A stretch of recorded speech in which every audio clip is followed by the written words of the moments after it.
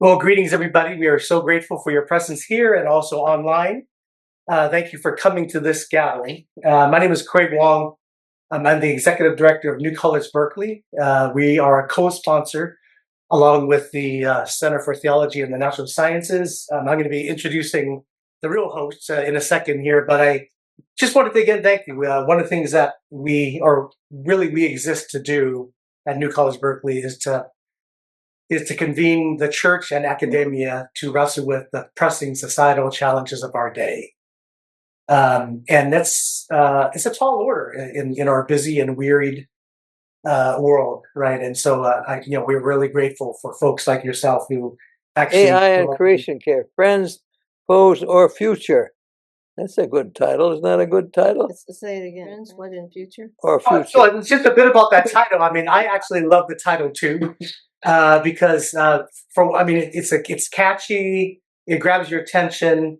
It's also really silly, right? I mean, so the fact that we could think about AI and creation, are they friends or foes? Well, it's really a non-binary question. And this idea that the future is somehow optional, right? So it's a silly title, but I think it does capture the moment that there are just all kinds of questions that we need to be asking. And so I'm grateful for this opportunity that we have to begin asking some of these hard questions. And so I like to think of today as a beginning of a journey of exploration and inquiry around these questions of AI and particularly of AI in the environment. So at this moment, I'd like to just introduce to you Braden Molhoek. He is with the Center for Theology and the Natural Sciences. He has been a professor here at the GTU for many years. And it's just been a real pleasure and privilege for us at New College to begin to partner with Braden and his organization. And so I'm going to have Braden, you can share a little bit more about yourself, but let's welcome Braden to the... Thanks, Greg. Yeah, so on behalf of the Center for Theology and Natural Sciences and the Graduate Theological Union, we are a program of the GTU. Welcome, those of you in person, those of you online. We may have some old friends, we may have some new faces, but we appreciate you being here. Give me a little bit of context about the event. This has been through part of a grant that we have through AAAS Dozer. So I'm throwing a lot of acronyms at you, but AAAS is the American Association for the Advancement of Science, about science policy, advocacy. They have a program called Dozer, which is the Dialogue on Science, Ethics, and Religion. So part of what they do is to look at implications of things, all kinds of things involving science. So they had a grant project that they're in the midst of on climate science and theological education, where they asked theological schools to apply for grants to look at how can we get information about climate science broadly speaking, more integrated into curriculum for theological students. And at the time, we were working on a grant through the John Templeton Foundation on AI and virtue. And to me, it seemed that something that came up in some of our first conferences there was the environmental impact that technology has on things. And I felt like this really is a way to put interest together and to give some attention to something that I think is maybe needing some more attention. And I'm thrilled to say that since we started that attention seemed to grow, and there seems to be a lot more interest in these types of questions. And so this event isn't going to be able to give us a firm answer on a lot of things, and we don't want it to be a either or, yes or no sort of thing, but an idea of people who might identify as religious or see that religion might have a role to play in these conversations. How might we think about the way in which we have this intersection between technology, the natural world, our care for it? And so that's really what we're hoping to do today. So we're going to start with 3 short presentations that'll be touching upon various aspects of that, whether it's our relationship to AI, the way that the business world maybe has interacted with AI, and also some things about climate science. And then we'll have a panel discussion where we look at some questions and riff off of one another and try to give some more information we think might be helpful, or point out some things or make suggestions about things that we might want to take into consideration, things we might even want to do. And after that time with the panel discussion, we'll have theological reflection after that. And then we'll have a little bit of time for folks either on Zoom together, or if they want to take a break, or for folks in the room to have a little bit of time to digest, maybe some small group discussion for a couple minutes, and then come back for some question and answer. So that's the roadmap for the event, and we'll wrap up by 5 o'clock. So let me do some quick introductions, and then we'll get into things. So the first speaker we'll be having is Greg Cootsona, and Greg is Executive Director of AI and Faith, which is a nonprofit that is dedicated to the exploration of questions around religion and artificial intelligence. Greg is a graduate of the GTU, a longtime friend of CTNS. He recently retired from teaching comparative religion and humanities at Chico State, but he also serves as an associate pastor at Bidwell Presbyterian Church. Greg really gets into places that a lot of us in the conversation have not been able to. And so I really appreciate the perspective he has in terms of talking to both people of faith and people in tech industry about these questions. And then next we'll have Jim Stump, who's Vice President of BioLogos, and he hosts a podcast, The Language of God. If you're not familiar with BioLogos, Language of God was sort of one of the things that kicked that off.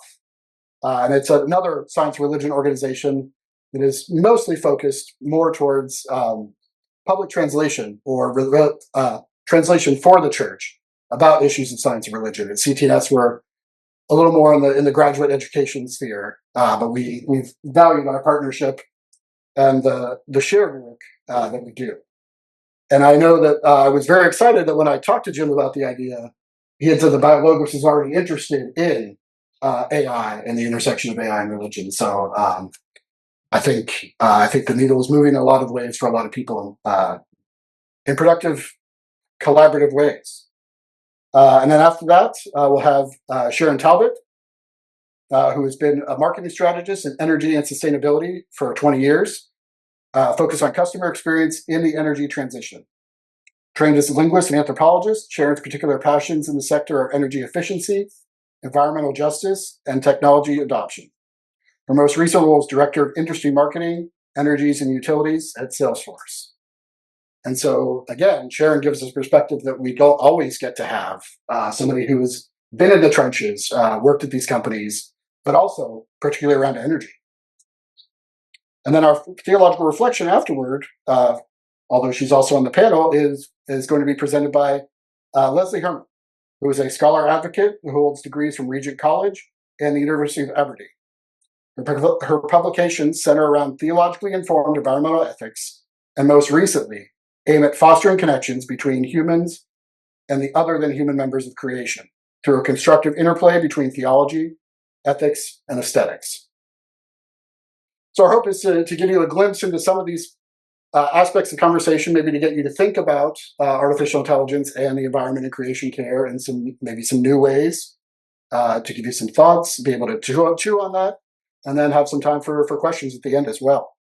So thank you for being here and a part of the journey for today. I think we'll have Greg start us off. Thank you, Braden. Let me just say on the way up here that if you want any more information about connecting with AI and faith, I have a couple of QR codes, one in the lowest tech version possible, just black on white paper, and then a couple of business cards if you want to get in touch with me or whatever. So here we go. This place, as in GTU, brings back so many good memories of doing my PhD here and just the way that CTNS, and even before that, New College Berkeley was a part of my life and helping my theological formation. So I'm thankful to be part of this. So the topic of my presentation is an AI made for us. And I want to really focus on not what AI can do, but what are we becoming as we use it. So this is a riff on Jesus' words in the Gospels that the Sabbath is made for us, not us for the Sabbath. Same sort of approach. What do we use? How do we use AI in ways that are safe and beneficial? And what resources do we have as Christians? Boom. So I want to just mention that most of us in the world today don't like or even fear AI. The broad statistics that I see are about 5 to 1. About 5 people are about 5 times more likely in the general population to see AI from a negative perspective than a positive perspective. As some of you know, AI is less, AI companies are lower than ICE, as far as appreciation or non-appreciation in our country. So when we fear AI, we think of like the 1984 picture, The Terminator, right? We all know that movie. Skynet is haunting us, hunting us. But I think a better picture comes from very close to here in Emeryville from Pixar, which is the movie WALL-E from 2008. See, it's the danger is not that AI will hate us, but it's that we will we will completely forget that it was meant to serve us and not it. So, WALL-E, great movie for the question of how we care for creation and how we care for our planet. If you've seen it, there's so much there. Earth has been abandoned. It's buried under the debris of our own consumption. And humanity is on the Starship Axiom. And they're reclining in these hover chairs with screens about 6 inches from their face. Every appetite anticipated, every need met. And it's interesting in this film that there are 2 machines in WALL-E. There's Otto, which is the autopilot, the kind of AI piece, right? Quietly running everything. It's that part that we gradually, or at least in this Pixar animated film, gradually gave up our agency to, right? And then there's WALL-E himself, which is a small robot that is cleaning up bit by bit all of the garbage that we've left over the centuries. The small battered robot left behind to clean up our mess. And a machine that does its work faithfully and reminds us as humans what dirt and music and holding hands is all about. Now, that's essentially what I think is it represents more of my fear or concern about AI, that we will gradually give up humanity and agency and let it take over in a way that dehumanizes us. So there's a hinge moment at the end of the film. I don't think I'm giving away too much, but the captain, quote, the captain, he's the one sort of in charge of the Axiom, says, "I don't want to survive. I want to live." And that's the real question right at the moment is, will he actually stand up and take agency in this? See, it's not what can AI do that needs to be our question, but will it help us do what we actually want and who we're actually becoming? So the autopilot, as I said, is the AI that we end up serving. Every appetite anticipated, our agency quietly handed over. The little robot, WALL-E, a machine made for us, but it's faithful in its work and points us back to dirt and music and holding hands. So one of the things that I'm wanting to do then is give something of a theological overview of how we can approach AI. And obviously this is incredibly brief, but I think there are 3 elements that we can look at. Look at these as table legs. So, a 2-legged table is not going to hold up very well. Imagine a 3-legged stool might hold up okay. So I'm going to do it with 3 legs. So the first is creation. And that's obviously what we're talking about more broadly here is how do we care for creation around us? But more specifically, how are we created? We are created according to Genesis 1, a very significant and generative text, in the image of God. The image of God means that we have what I like to call created creativity. I don't prefer the language of co-creator. I think that gives too much agency to human beings, but we can debate that language. What I think, though, is more important is that we are given creativity. And so AI is part of human creativity. It's part of how God has created us. So building AI, also like when we work with the Human Genome Initiative, which I remember talking about here, the ethics of the Human Genome Initiative when the human genome was being mapped around the early part of this millennium. It's not playing God to do that. It's not playing God to wear eyeglasses. It's not playing God to make AI. It's playing human. This is what we do as human beings. If I were to go a little further, which I don't have in the slide, you look at Colossians 1, it says that Christ, from a Christian perspective, holds up all of reality. And from John 1, first chapter of the Gospel of John, Jesus is the Logos, the connector for all things. And so nothing is beyond, in a Christian viewpoint, God's holding all of reality together, which includes AI. And this is part of what we do as human beings. Now, we have to get to the fall. However we typologize that, the fall is that element of our own wounding of creation, our turning away from how we are made, our breaking of our relationship with God, with one another, with ourselves, and even with the earth. All those things are implied in the early Genesis texts and throughout the Bible. So this means that fallen humanity builds fallen technologies. And so one of the things that I think is important to keep in mind, and maybe many of you already have this in mind, is that AI mirrors our fallenness. A lot of people think AI is neutral, that's omniscience. And there's plenty of people here who can disabuse us of that in the technical way, but I'll just give you one example of one of the problems of the training of AI models. Only about 0.06% of AI models are trained on Arabic content. And there are 600 million Arabic speakers in the world. So we just have a misrepresentation or underrepresentation problem, let alone all the people that aren't really connected with anything like we would call internet, service, broadband, whatever title you want to put it under. There's a lack of representation, which is one aspect of fallen technology. Also, we see what tends to happen in a fallen world. Power gets concentrated on a few people and they become overly powerful, which is exactly, of course, the economics of AI. So the fall is a huge part of AI. I think it's something that the tech gospel of Silicon Valley doesn't often take into account. Let me just tell you, I grew up across the bay in Menlo Park, California. And so I was nurtured with my baby bottle that you are special. You are chosen among all people to use science and technology to solve every problem. That's the gospel I learned when I grew up. And that gospel doesn't have much to do with things like the fall, the things like human fragility, human error, those sorts of things. So we have to always remember that from a theological perspective. The third, and now I'm veering more into a spiritual theological reflection, is formation. So Augustine, the titanically important early Christian writer from the late 4th and early 5th century, right? Is that right? Yes. He told us that virtue is the ordering of our loves.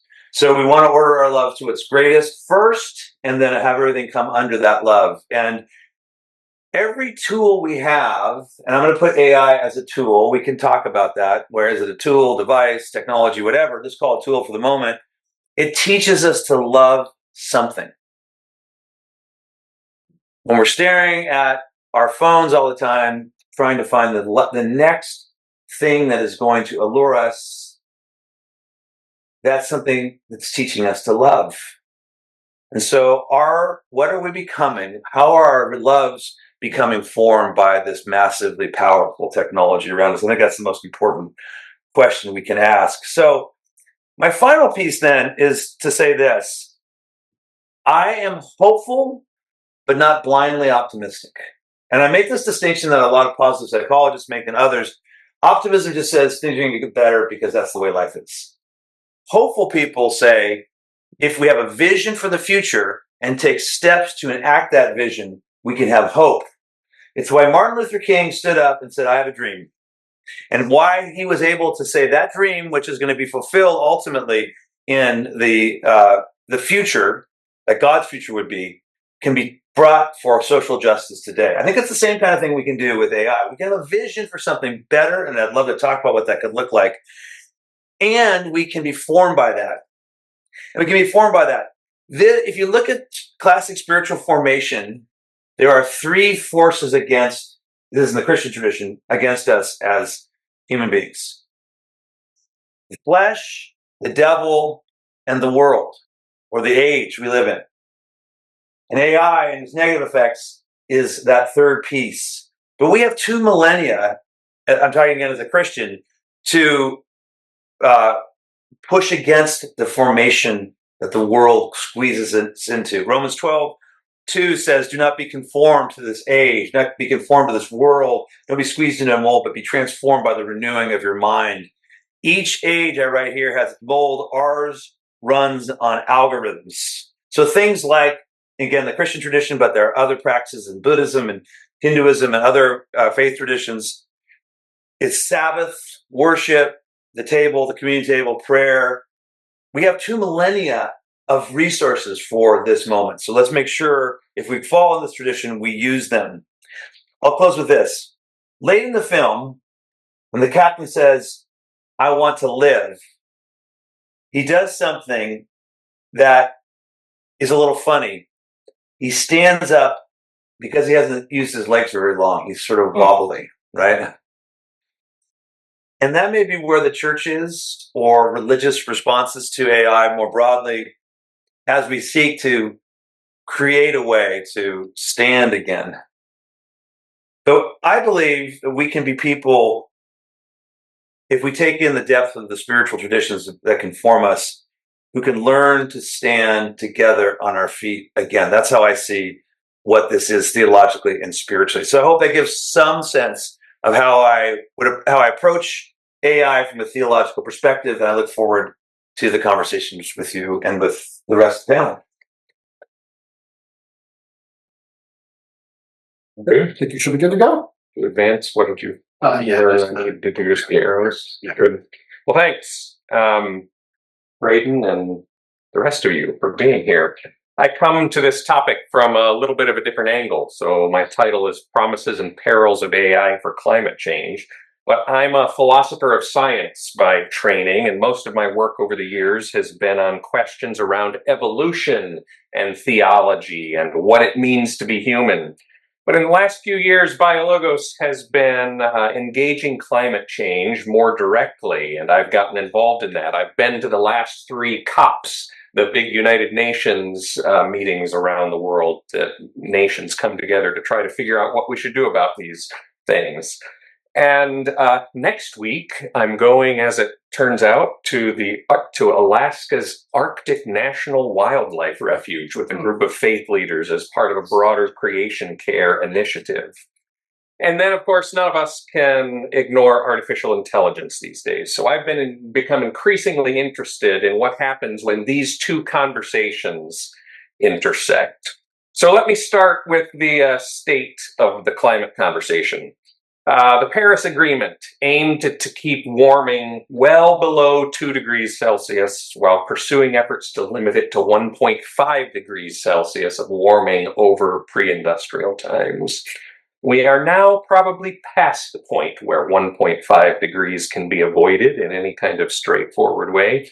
2024 was the first full year above that threshold, and technically that doesn't mean that the Paris limit has been breached, since that's measured over a little bit longer time scale, not just one hot year, but the direction's pretty clear. There's one bit of good news recently, which was the old worst case scenario, which was around 4.5 degrees of warming by the end of the century, is now much less likely. Not because the models were wrong, as some politicians would have you believe, but because the pathway to 4.5 assumed that the continued fossil fuel expansion with little climate action. And we've made some progress. Renewables are cheaper, and climate policy around the world, at least, has mattered. But progress is not safety. Even if the current pledges from all nations were fully enacted, we would still be looking at roughly 2.3 to 2.5 degrees of warming. And the current policies, as opposed to the pledges, point us closer to 2.8 degrees, with more dangerous pathways still possible. So that's the frame of this conversation. We have avoided some of the worst futures, but we're still headed toward dangerous ones.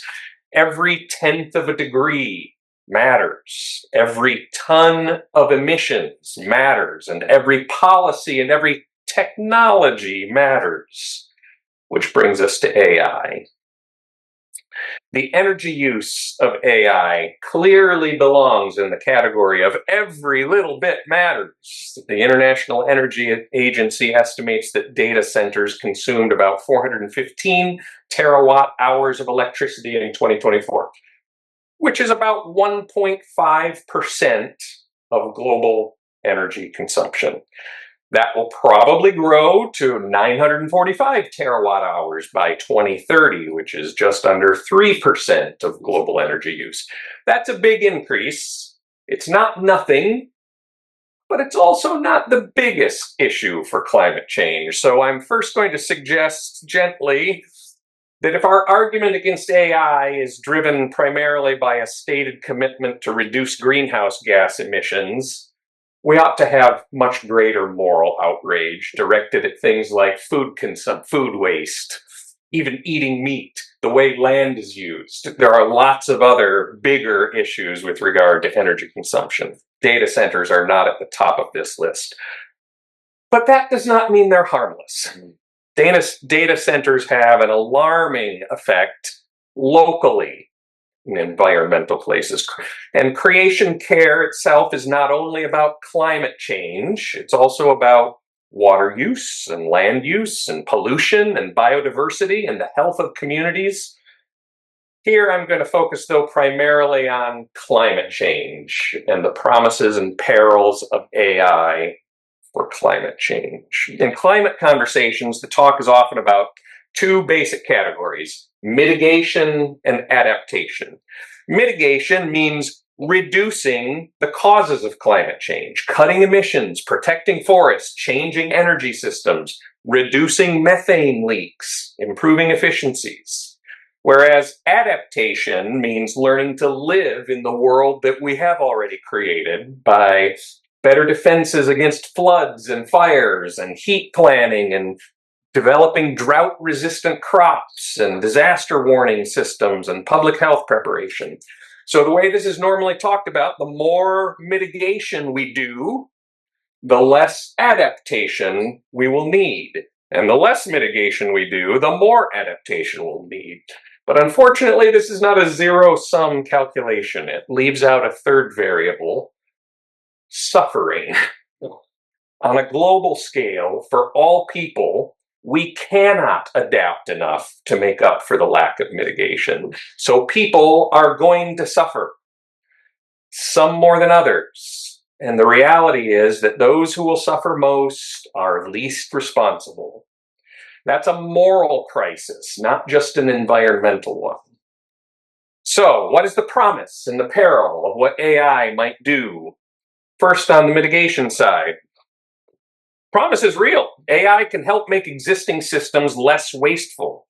It can help optimize electrical grids, forecast wind and solar generation better, reduce energy waste in buildings, detect methane leaks. It's one of the biggest issues.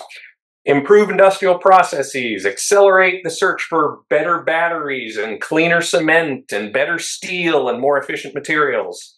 The International Energy Association estimates that widespread adoption of existing AI applications in end-use sectors could reduce emissions by about 1.4 gigatons of CO2 by 2035.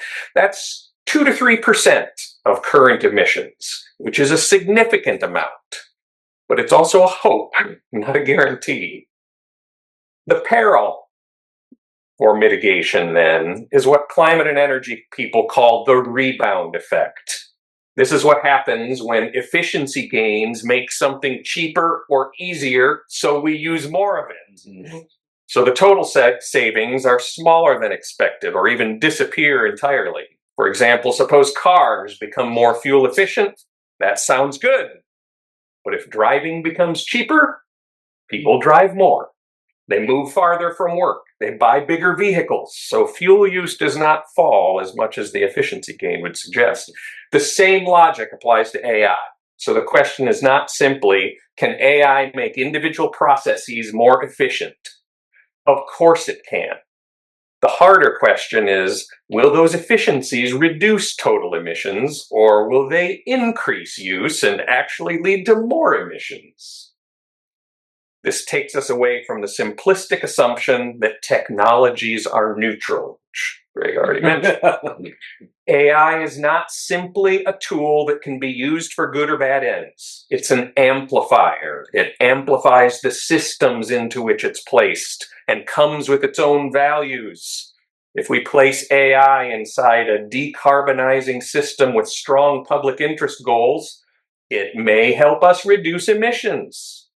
If we place AI inside an extractive consumer economy whose highest value is growth at all costs, then AI may make that economy faster, cheaper, and more destructive. Let's switch to adaptation. Here again, the promise is real. AI could help us live in the climate-disrupted world we have created. It can improve flood forecasting and predict wildfires, heat risk mapping, crop planning, disease surveillance, disaster response. It may help scientists model climate systems more quickly and with more local detail. It may help develop seeds that can grow in hotter, drier, less predictable conditions and make materials that are more efficient. It may accelerate carbon removal technologies, maybe even something like the magic machine people imagine that sucks CO2 out of the air and oceans at a scale large enough to matter. I don't want to dismiss that possibility. We should use every responsible tool available to reduce suffering.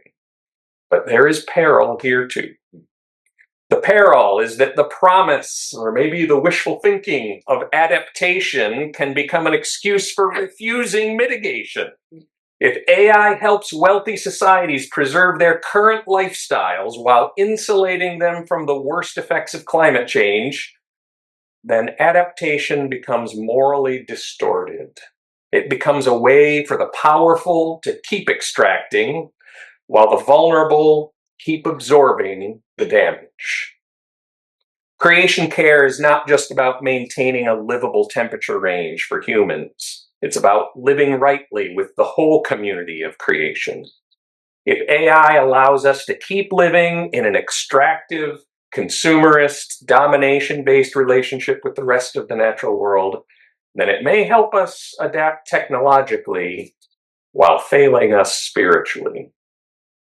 A world where we use AI to engineer our way around ecological damage while continuing to damage ecological systems is not a healed world. So where does this leave us?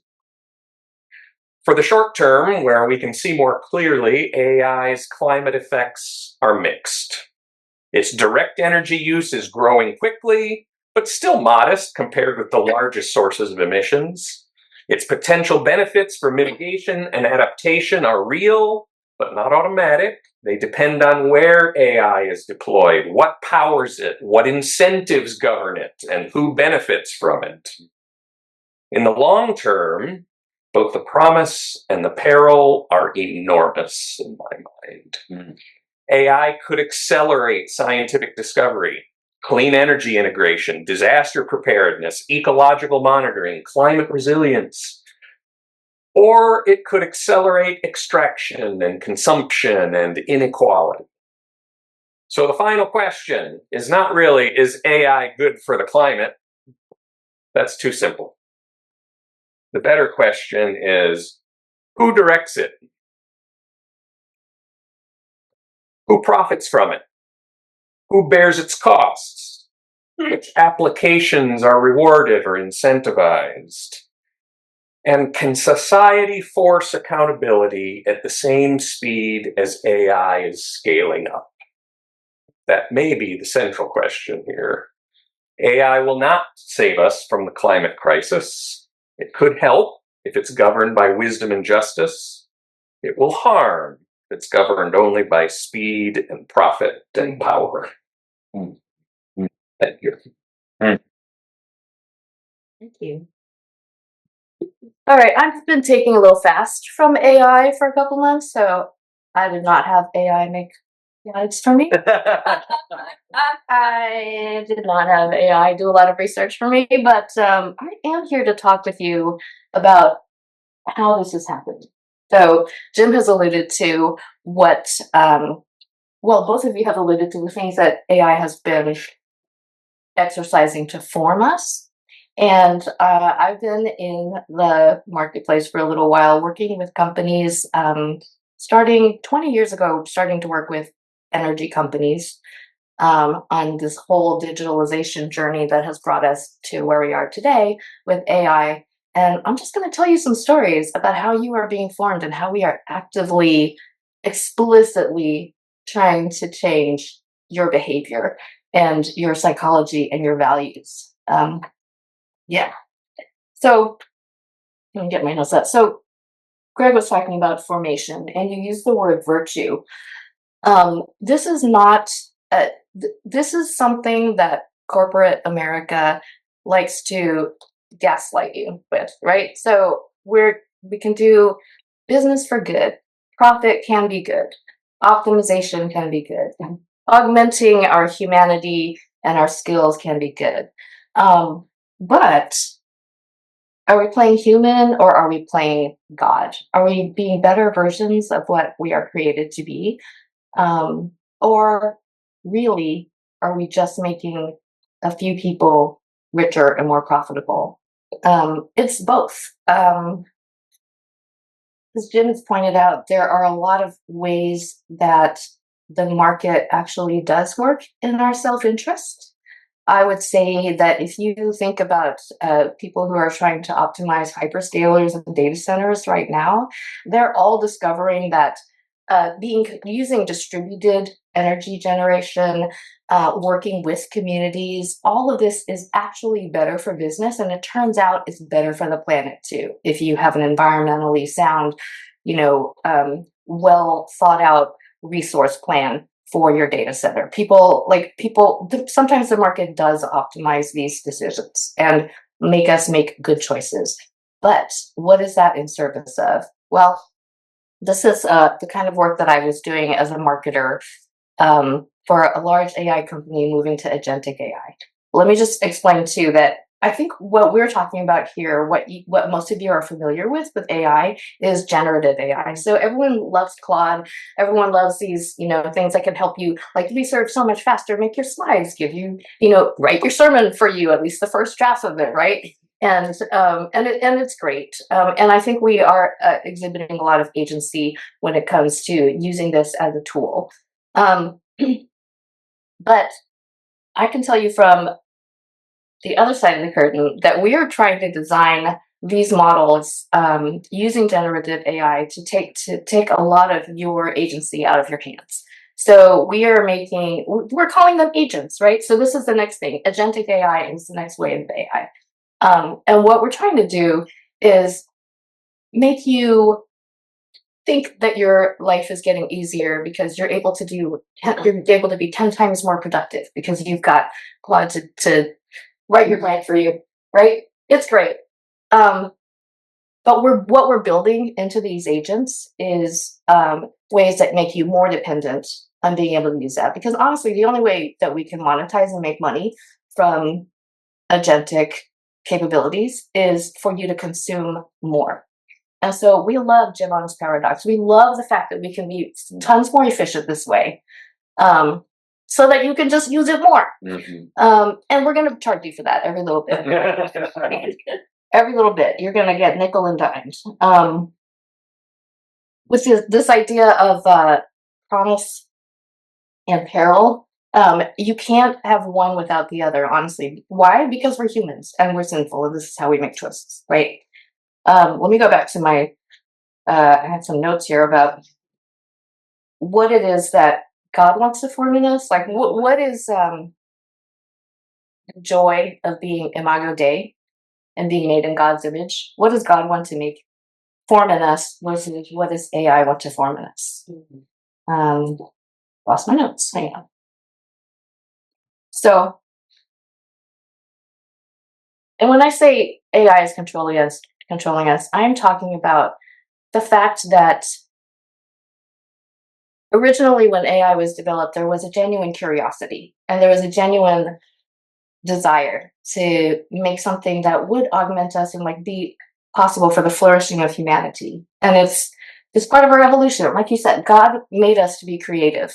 And this was one other extension of that, and it was beautiful. Once it becomes monetizable, it becomes part of an extractive colonial economy, right? So call it capitalism, whatever you want to call it. And so this is what is driving and driving the development of AI now.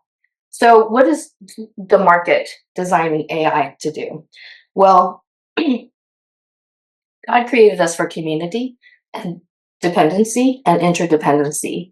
But technology erodes real human connection and the connection to the created world, right? Watching a video of dolphins instead of actually going coastside to watch them, right? Thinking that you have a connection. We were talking at lunch about how some people prefer AI boyfriends to a real person, because you don't have all the stuff that makes humanity beautiful, right? You don't have the friction of a relationship, the joy of having to work through a misunderstanding, the curiosity, being confronted with something very different than you. So AI ultimately breaks down this interdependence and the very interdependence that unites us to God himself, right? God herself. And again, that is because that is the only way to make AI profitable.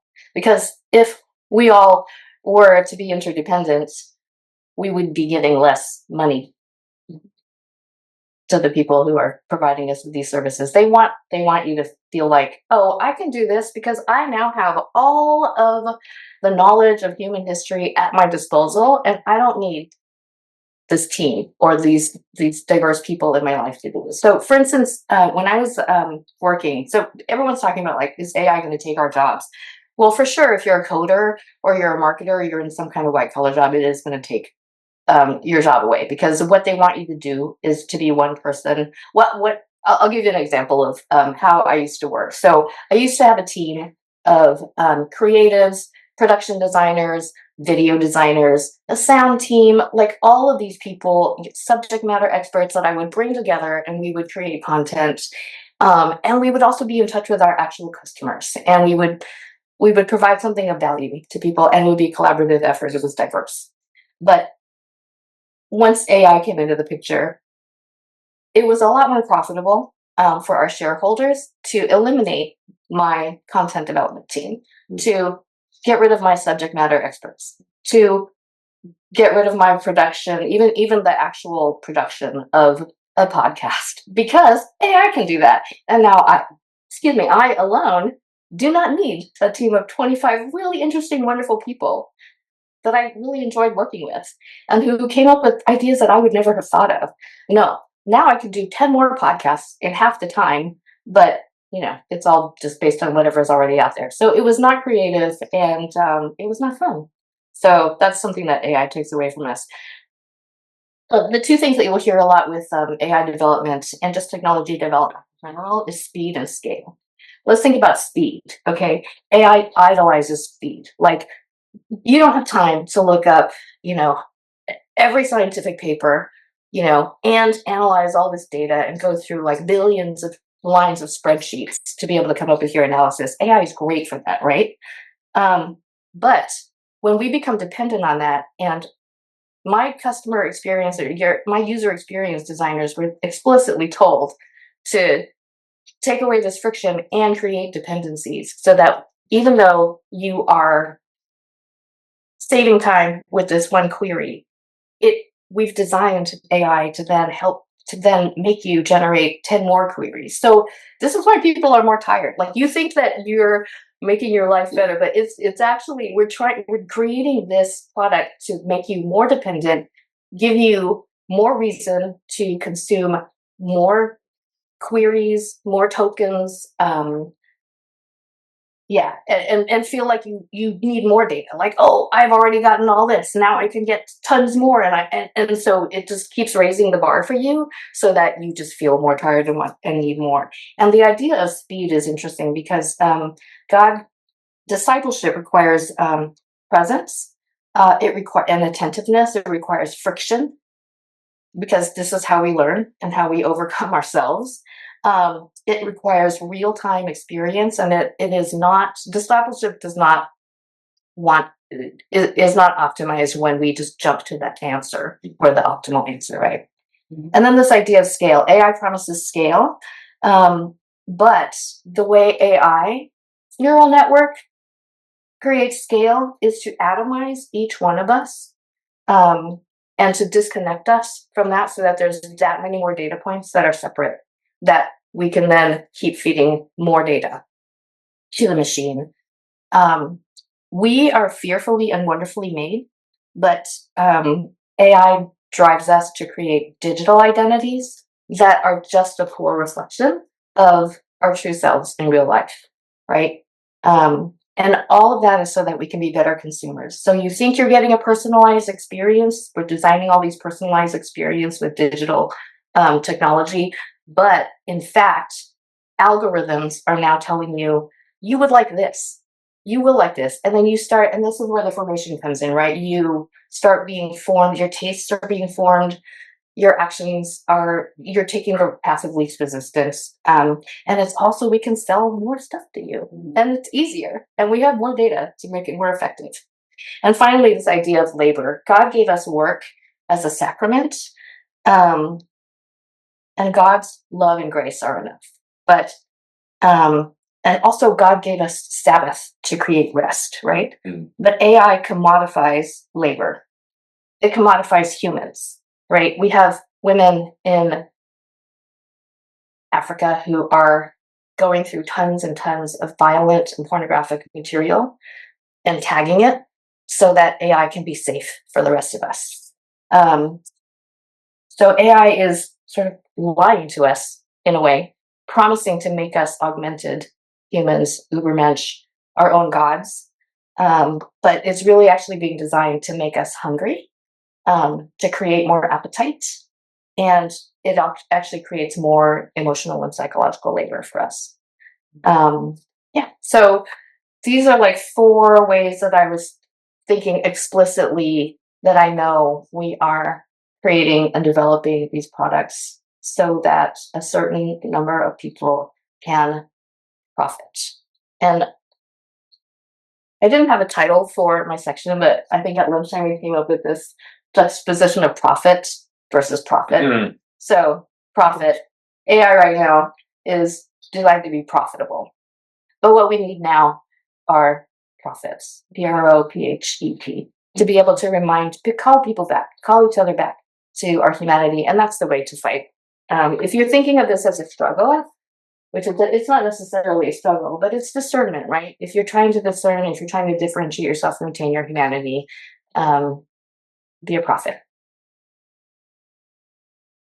Thank you, everybody. For those of you who weren't able to be there at the beginning, we have done introductions for everybody at the start, but the order that we did was Greg, Jim, and Sharon. And speaking of profit, we felt that we wanted to save Leslie's comments for after the panel discussion to sort of leave the time of the folks amongst us talking with sort of a sending out of way, a way to reflect on what has been talked about and say, think critically, maybe give us a call to action. So I have a few questions prepared for our panel, and I think that we've done a really good way of transitioning into that. We've had some examples of this drawn out already in conversation, but I did want to ask the folks up here what theological concepts, sources, or resources help shape your own perspective on the relationship between artificial intelligence and the environment. So the latest encyclical that we saw, Pope Leo talked about the imagery of the Tower of Babel versus the rebuilding of Jerusalem, for example, in the book of Nehemiah. So I think I'll open it up and start with that if folks have a response. The theologian. And I might ask the panel to make sure that you speak up. And if folks on Zoom are having trouble hearing us, let us know. We can maybe try and adjust the where the microphone is. Is it okay if I defer? I'm happy to go, but I want to think about it for a minute. If that's okay. I'll give a preliminary account, but reserve the right to say something else if I think about it or a little bit. Resources. This might not be standard to start with, but we both use this phrase that technology is not neutral. This is not going to be a rich resource in the history of the Christian tradition. But there was a historian of technology in the late 20th century by the name of Melvin Kranzberg, who developed what were called he called the laws of technology.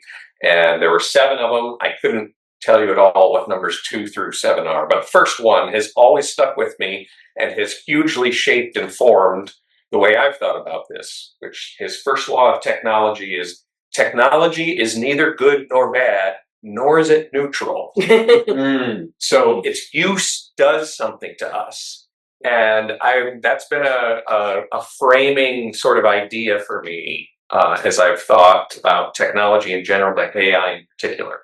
And think about it this way: it might be easier to relate that to a different technology. So the automobile could be used for good purposes or for bad purposes, but it fundamentally shapes societies. I have a philosopher friend. Did you know Helen de Cruz? No, I know the name. Yeah. She passed away a couple of years ago from cancer, but she moved from Europe to teach in St. Louis, Missouri.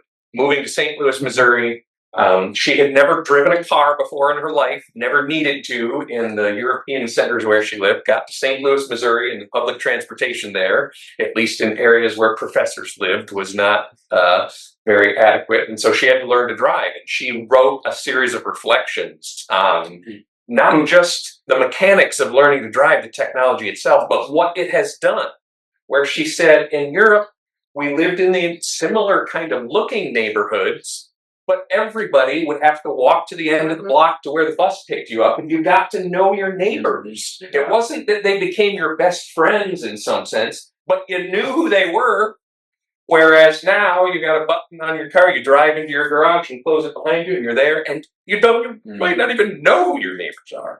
So again, technology can be used for good things, it can be used for bad things, but the deeper question is more fundamentally, how is it going to shape us? How is it going to affect our relationships? How is it going to affect the way we live in society? Was your question scripture or theology or both? All of the above or beyond as well. Just what are the sources that are sort of informing your own? Yeah, listen, you cannot ask Claude to tell you how to walk humbly before your God. You can't ask Claude what it means to live sacrificially. It doesn't know your context, right? It can't make money off of what those choices are, right? I recently went through 9 months of Ignatian practices, and we also went on a pilgrimage and to all the different places where Saint Ignatius had his different epiphanies. And one thing that really struck me was this idea that so you need both consolation and desolation. And so AI kind of makes you just go straight to, this is the problem, and then you're all solved, and you're so good, and I'm so obsequious to you, and you are my best friend, and I will do anything for you, even hallucinate, right? But the fact that Ignatius had to do a lot of wrestling, that every day do this exam and think about the desolations and what does that possibly mean, and how can that form me into a person that makes these other choices, and how are my choices affecting people around me? These are the kind of things that union with God helps us, and union with each other helps us to achieve. And that is a way more powerful, creative, beautiful neural network than what we're creating with AI. And we get to tap into the divine, and AI is not the divine. So, yeah.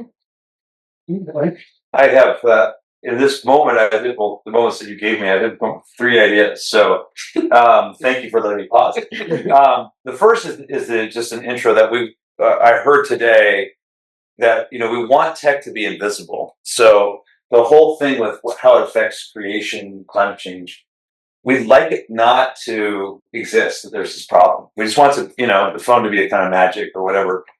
I do remember the first time I ever learned about, really took in that the water usage and the energy usage of AI was American Academy of Religion. I walked by Ted Peters, great CTNS professor, etc., and Noreen Hirschfeld were having, they're hanging out with Ted's wife, and Noreen said to me that night, one thing that we're not looking at is the energy usage of AI. That's going to be a huge problem. And thankfully, we are looking at it now, but kind of more about how much noise does it make and what they want in our backyard. I don't see quite the creation care side as much, but thankfully we are talking about it. Okay, so 3 points. As far as AI and creation care things, I liked what, is it Karen Howe, the Empire of AI, the right title? Often, yeah. She lays out a lot in that book about AI. It's primarily about open AI, but there's some good sections on water usage in there and energy usage. So that helped me to be sensitized to some of the more specific issues, like how we extract water rights from poorer countries, we meaning, American, North American-based AI companies, et cetera. So that's one thing that helped me just get some of the handles already on this as a resource. The biggest thing I was going to mention is really Genesis 1. I think studying Genesis 1, especially 26 to 28, in context. And I once presented at the sustainability conference at Chico State, where I taught for 12 years. And just to say the context of sustainability, most people think Christians have nothing to say about sustainability unless you're in the church. So I was presenting why Christians should be concerned because of our core documents about sustainability, creation care, all that sort of stuff. And I used in a paper Douglas John Hall's idea about Genesis 1, 26 to 28, and really just to compress the huge discussion of what is the image of God. I think minimally it's that we are God's representatives on this world. So, in the ancient Near East, they used to put up an image of the king on the borders to say, this is the king's territory, you're now entering into, Nebuchadnezzar or whatever. So we don't have our king, our God, our divine, our sovereign, puts us up as markers for what it means to have the kingdom on this earth, right? So Douglas John Hall, though, here's the point that he makes that I think is so definitive. The ways the kings were judged in ancient Israel at their best was how they cared for the most vulnerable. If you look at the text in the Kings, the problems the kings had is they arrogated power to themselves, they didn't care for the most vulnerable, and God in the Hebrew Bible would step in when those moments came, especially when the widows and the orphans, which are the framework for the vulnerable, are not being taken care of. So being a sovereign image of God bearer is not about domination, principally, although we could talk about the language of Genesis 1, but it's principally about caring because we're stewards for the least and the lowest. And if it's not a clear connection, those who are being affected by climate change are the poorest in the world. And maybe most of you know that. Again, that's often hidden. Just a final point, because it relates to the use of technology and walking to the bus stop. When I was a young Christian, I became a Christian here in Berkeley, which kind of sounds like a little bit of a miracle, right? Grew up in a secular environment in the Bay Area, came here and became a Christian. But anyway, I was first reading a lot of Francis Schaeffer's books, and he had this really interesting story when he moved to Switzerland, where they have their center, La Brie. He said he felt really sorry for all these women that would be doing the wash I think it was like a fountain in their little city, or little town. It's like, why don't they see washing machines? That'd be so much faster. They could have time then to hang out. But then he watched them do this, and he realized that they were having a community together. They were washing their clothes together. Yeah, it took a long time, but they were having community, And I think it was Jim's point, right? That technology separates us in that way. Is that right? Or is it Sharon? I can't remember. Doesn't matter.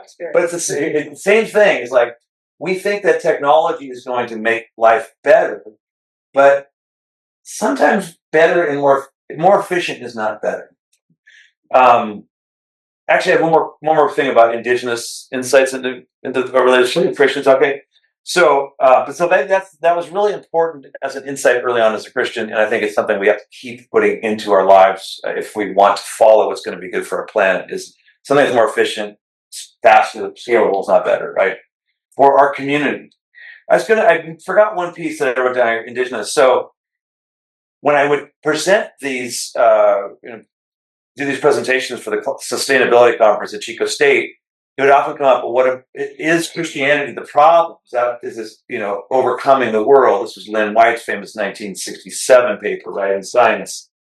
And there's a lot to be said about that. But I think what White did point out is our post-Enlightenment technological paradigm is what has caused us to have this power of science and technology, but also the terrible relationship with nature. My daughter just got her PhD here at Berkeley 2 weeks ago or so in the study in anthropology, studying a tribe in New Mexico. And it's really helped me understand the indigenous worldview creates a much closer connection with nature. That's probably somewhat self-evident. But if you look at like Randy Woodley, who's I think he would call himself a Native American Christian. I'm not sure his title, is that correct? You look at it and you think, what makes more sense? Indigenous worldview and the gospel, or post-Enlightenment worldview and the gospel? I mean, it really helps you see that, right?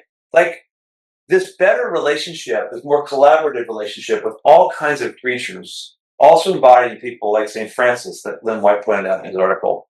That is actually much closer to the Christian tradition than the gospel that Jesus brought forward than our post-Enlightenment world. And so, as far as resources, just in reverse order, I would say some of the insights from indigenous writers, some of the writings of Douglas John Hall, Genesis 1, this little thing from Francis Schaeffer, and the Empire of AI particularly connected these concerns about climate change and bringing forward into what AI is doing to spoil our planet ultimately. Can I? Yeah, please. You use the word domination, and I think that is also at the crux of a lot of the things that we've been discussing, which is that AI and its development and its current use and value is based on a very colonizer mentality, right? Extractive colonizer mentality. And we were talking about the language of creation care, and I think it was Norman Wiersbe who first explained to me that it was the word for dominion, that man has dominion over creation, that word in the Bible is actually the same word that is used for when describing Jesus' sacrifice on the cross. So for someone to be that kind of king, that ruler, the person who dominates creation, it's a sacrificial posture, and it is identifying radically with the limitations of those that you are in dominion over. Radical identification with them, right? To the point of death and suffering. And to your point, suffering is happening and will happen. So I think, to be able to help people understand this, and that's how people become the Wall-E people, right? Is to be like in denial, like, oh, we can avoid all of that, and I can just sit in this chair and do things like that. It will feed me my malt. I can watch whatever I want, but yeah, it's the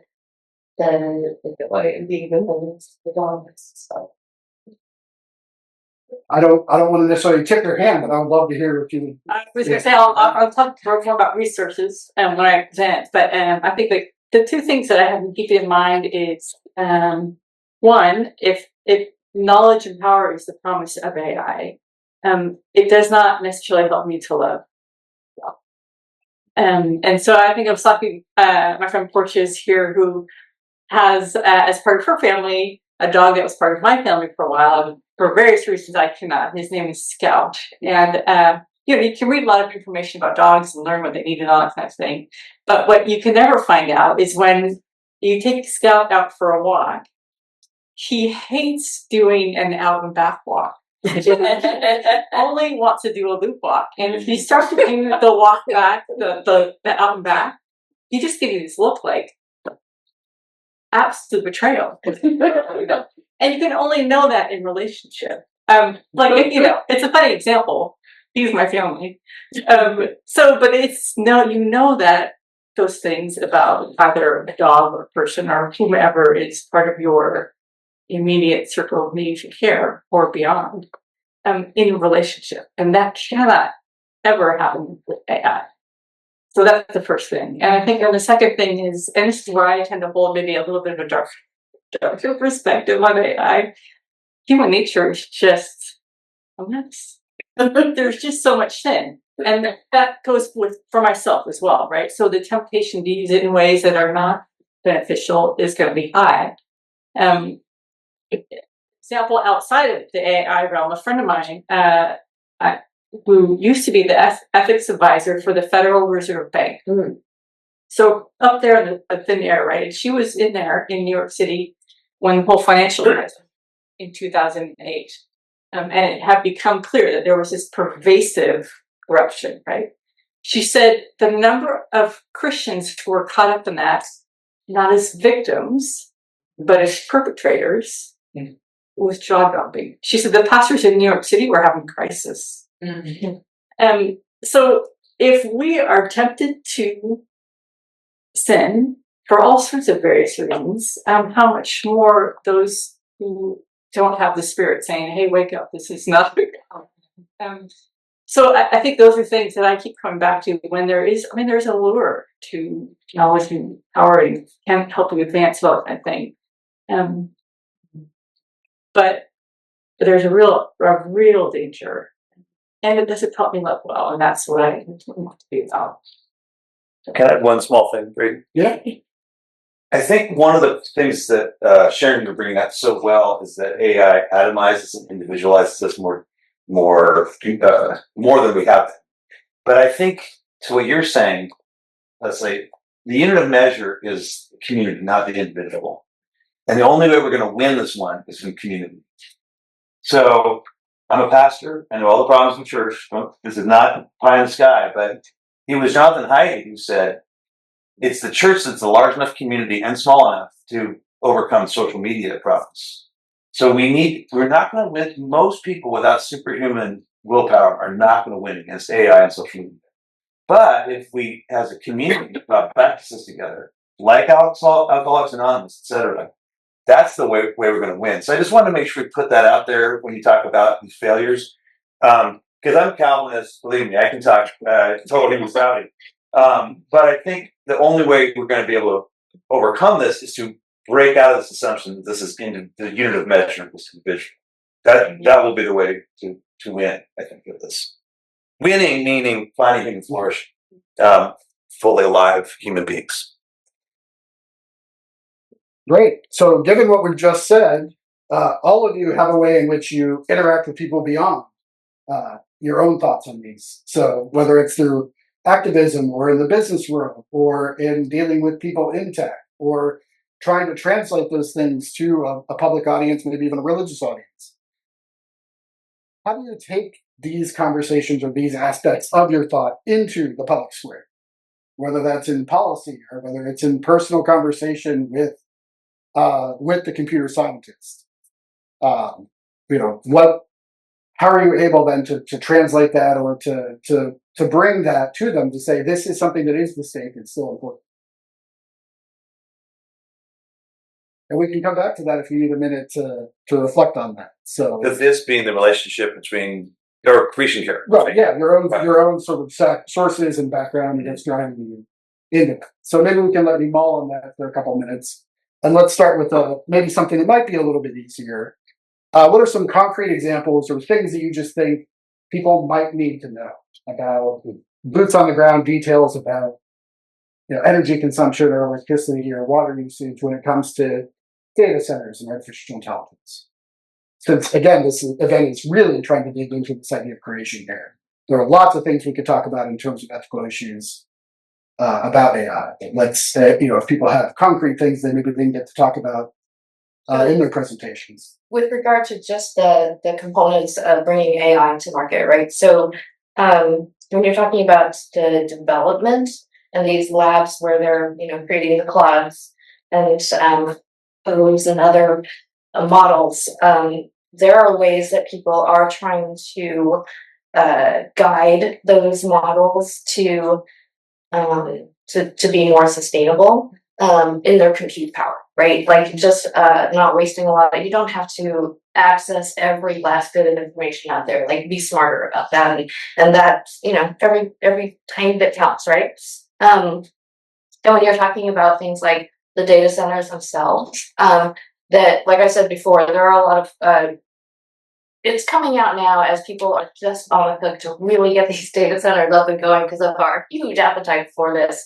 I heard a really great case study where someone who was working on a really big hyperscaler, it was on the Microsoft hyperscalers, and they were working with the community. And what happened was that not only for the water usage and the cooling of this data center, and the efficient energy use, but also just for the pleasantness of the environment around the data center, they were planting a whole bunch of pollinator plants, which actually helped all the farmers in the area, because the farmers were all big agro and were not able to replenish and keep the pollinator community going in their region. And so it was actually a godsend to them to have a data center with acres of pollination, habitations. And so that was one example where it actually does work well with to work with the community and see what the needs are and just be right, to think rightfully about how you could be in place and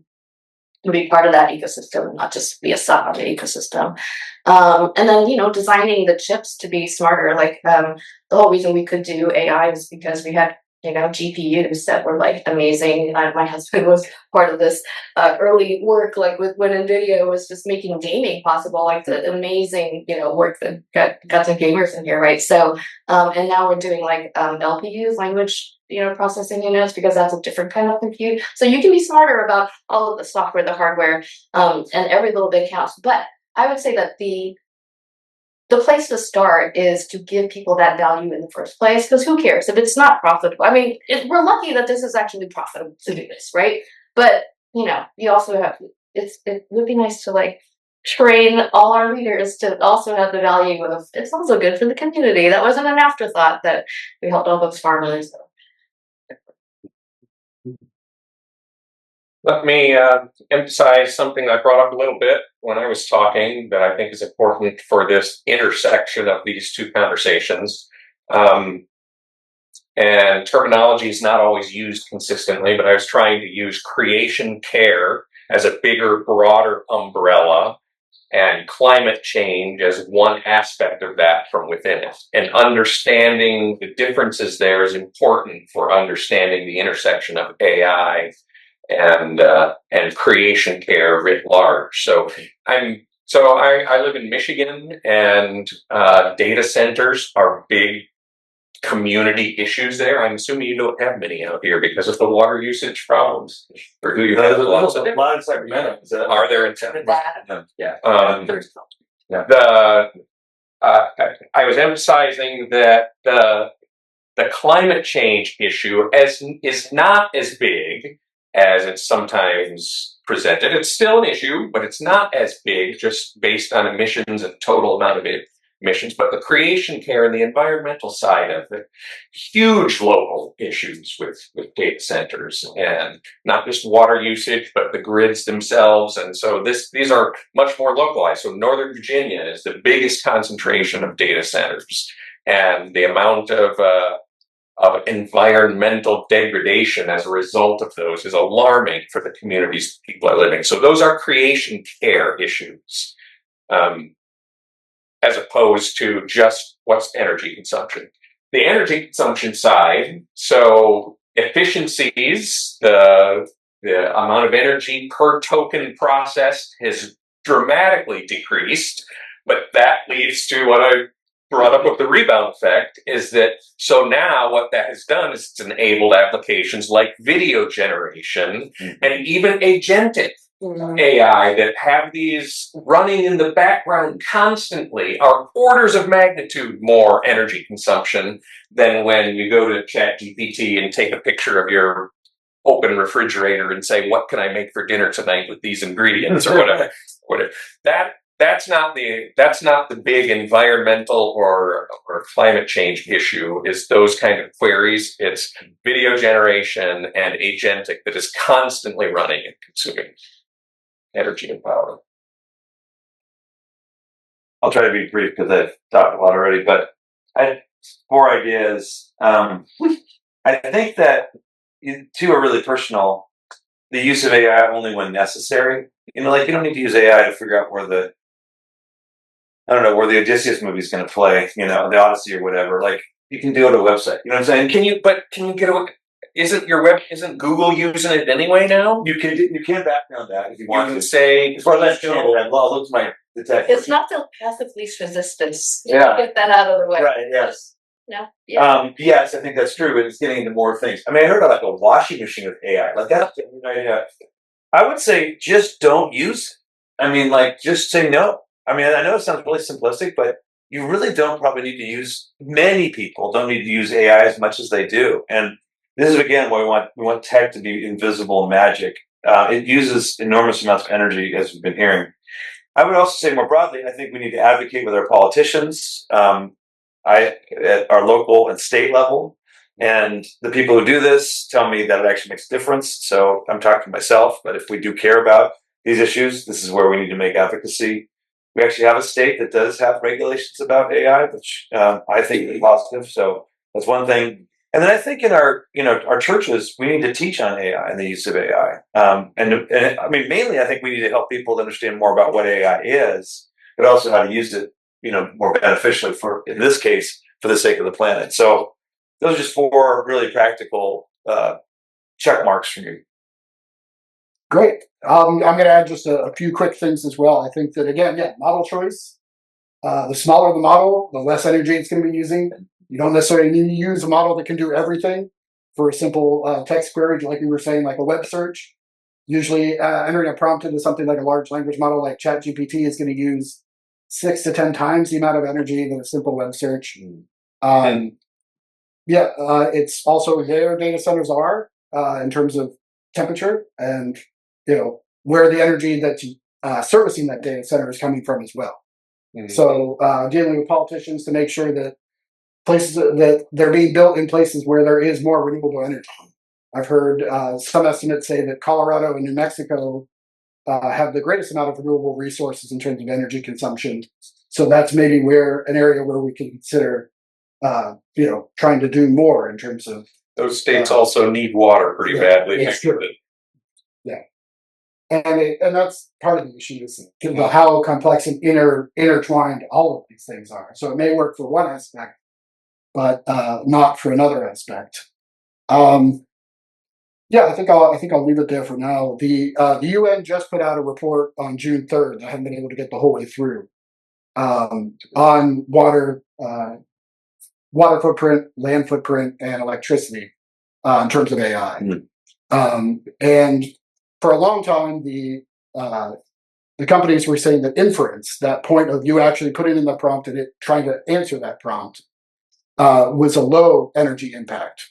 But now the recent estimates are coming out that about 80 to 90% of the power usage in the life cycle of the data centers and a large language model prompt come from the inference stage. So our end actually has a lot of the energy consumption as well.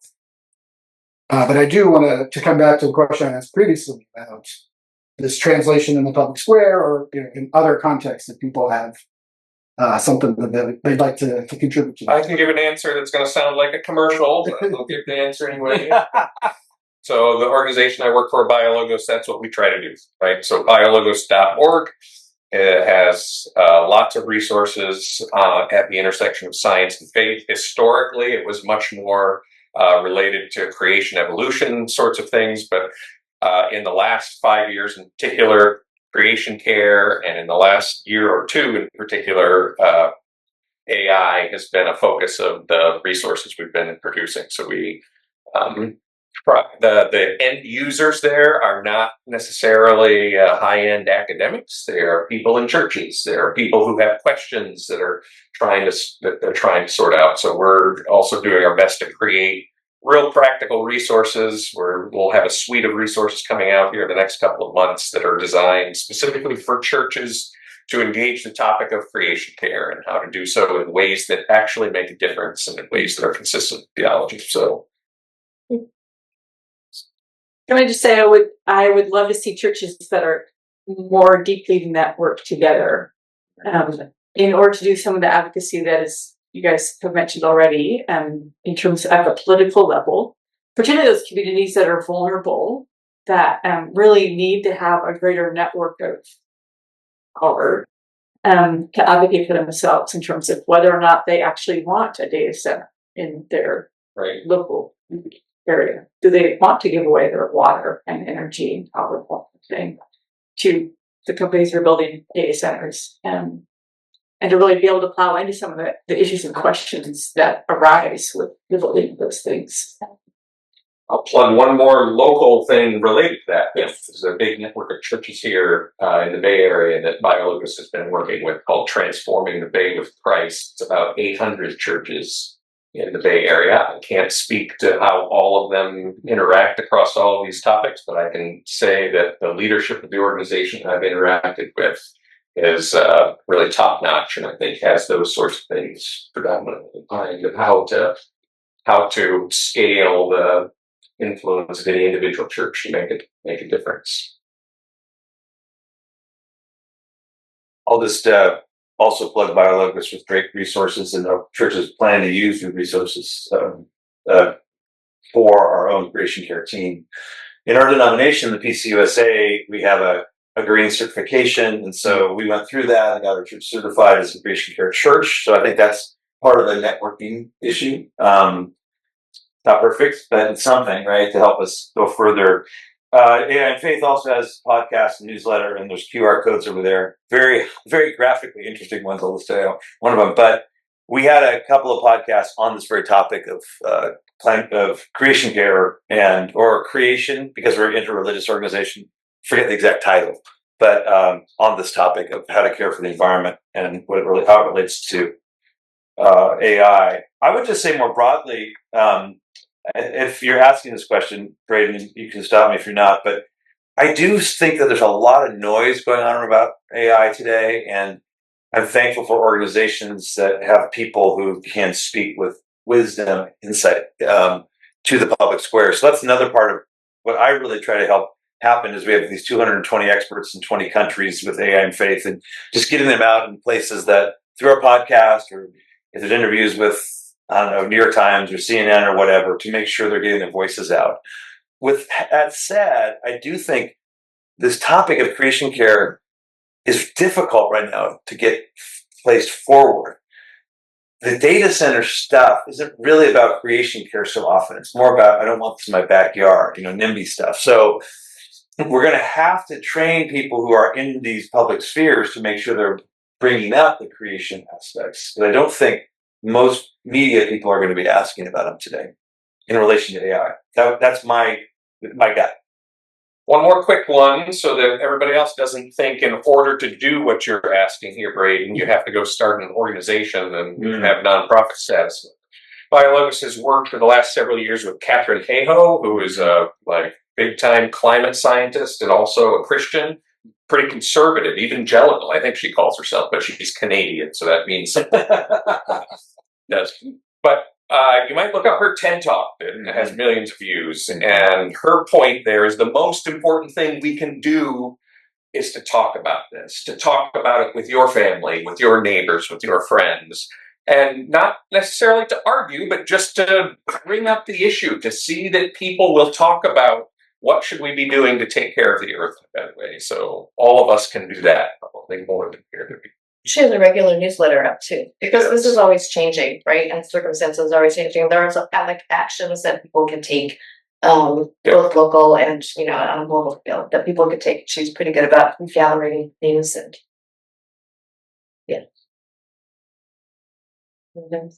Yeah, in terms of resource, I think I would also plug the AAAS's Dozer Dialogue on Ethics, Dialogue on Science, Ethics, and Religion, because they're entering their third cohort of theological schools as a part of this climate science and theological education.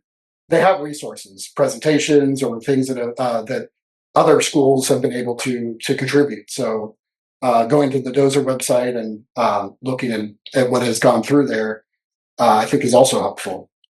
And this is not necessarily theological, but Karen Howe, who wrote Empire of AI, she part of a group that started it's a website and kind of a loosely formed movement organization called what is it called? Ways Not to Use AI. Hang on for a second. I'll find it, but 50. No, that was another group. Like, listen, women of color are moving the needle on this, people. I can give you a ton of resources that maybe we can make available later to folks who want, like links of resources. Sharon Howe, where is she? It is called the AI Resist List. Actions against the Empire of AI. But it's like a bunch of very practical things that individuals can do, communities can do, organizations can band together. If you have a faith perspective, ways to activate this development. Okay, well, I want to leave time if anybody on the panel has a question for one another. But since it's come up several times, I think I will also throw into the mix this idea of technology not being neutral is also brought up in Pope Leo's encyclical. And I want to give just a quick quote here, and this is from paragraph 104.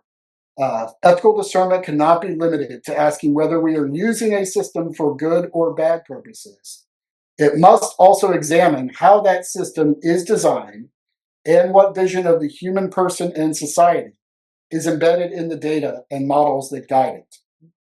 So I think a question that I will throw out there if we want to engage with is, what do you think is particularly relevant in regard for what the Pope is saying there with the conversation of ecological concern and creation care and AI? I feel like we've had hints of that in the discussion, but I just wanted to give you a chance to lift something up. Yeah, that's it. Yeah, I think one of my biggest concerns is the way it distances us from creation. So again, it's accumulation of information, but we, in our modern context, most of us, drive our air conditioning cars to our air conditioning buildings and don't have a lot of contact and interaction and close relationship to the world outside of our little bubbles. So we don't recognize this creation is growing and don't recognize it's flourishing. And so we behave in ways towards it that are quite reductionistic, or we see it as maybe something we escape to Tahoe, because it renews me, but we don't necessarily recognize its being and what's good for it. And so we're all driving our cars at Tahoe, right? So it's probably crowded.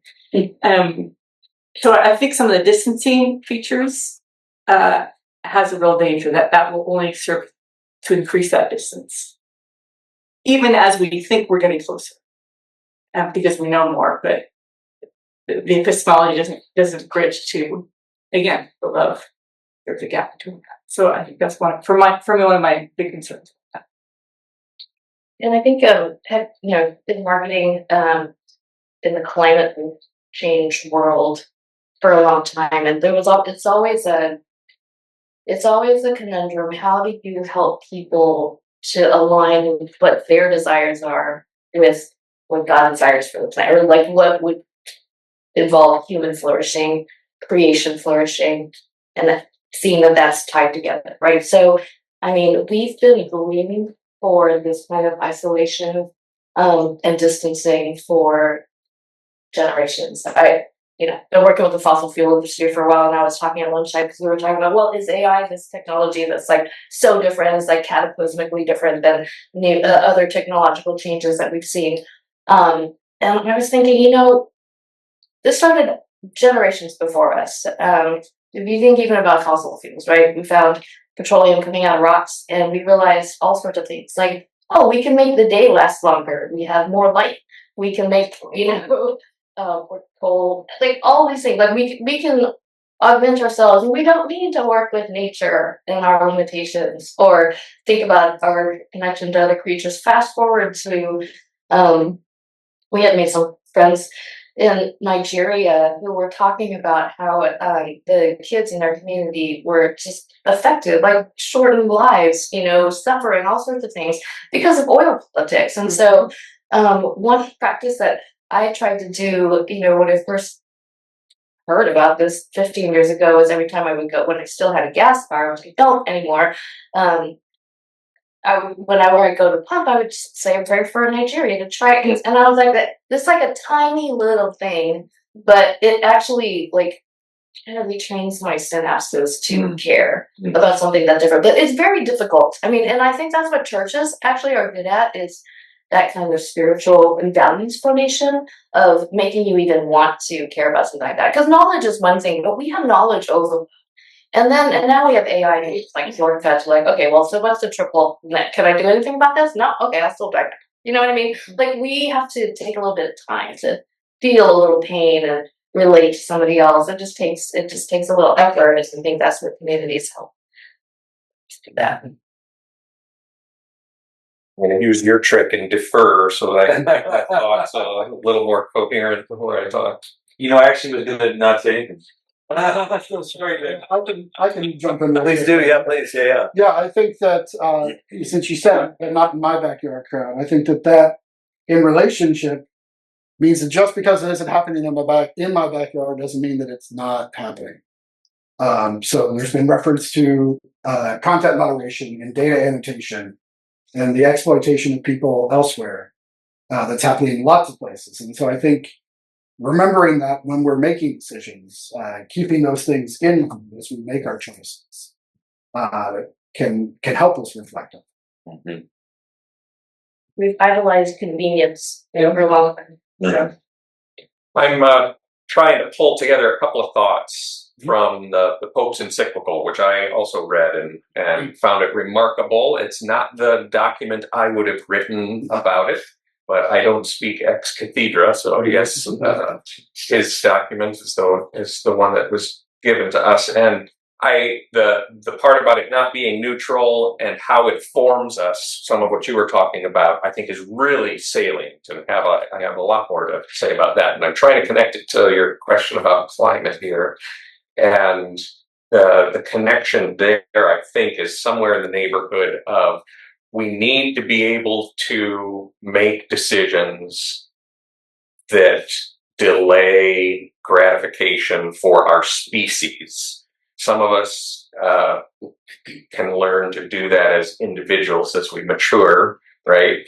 But for the climate crisis that's coming, we right now have to make decisions. I have two grandsons now that are 6 and 4 years old, and I grieve for the world that they're inheriting. That when they're the age that I am, the vision of the world that's there, I just grieve. And that means, that means that we right now have to make decisions for them. Not just making the decisions for us. And your point of us being systematically groomed and trained in ways that is not conducive to that, right? But I think the Pope's encyclical has a lot to say about that aspect of what's needed for the climate crisis that's coming. Thanks for that vulnerability. I think that's a good time for us to transition to our theological response by Leslie. I think what I want to begin by just sharing some stories from of creation. I spent 1.5 years in Scotland while I was finishing up my PhD, and had the opportunity while I was out there to interact with a lot of people who were involved in rewilding. And if you may or may not know, the UK is actually one of the most degraded countries in the world with regard to biodiversity. They've lost about 40% of their biodiversity, which is a bit mind-boggling. And those numbers can be a bit abstract. And when I was there, some of that became much more concrete as far as my own awareness and consciousness of that.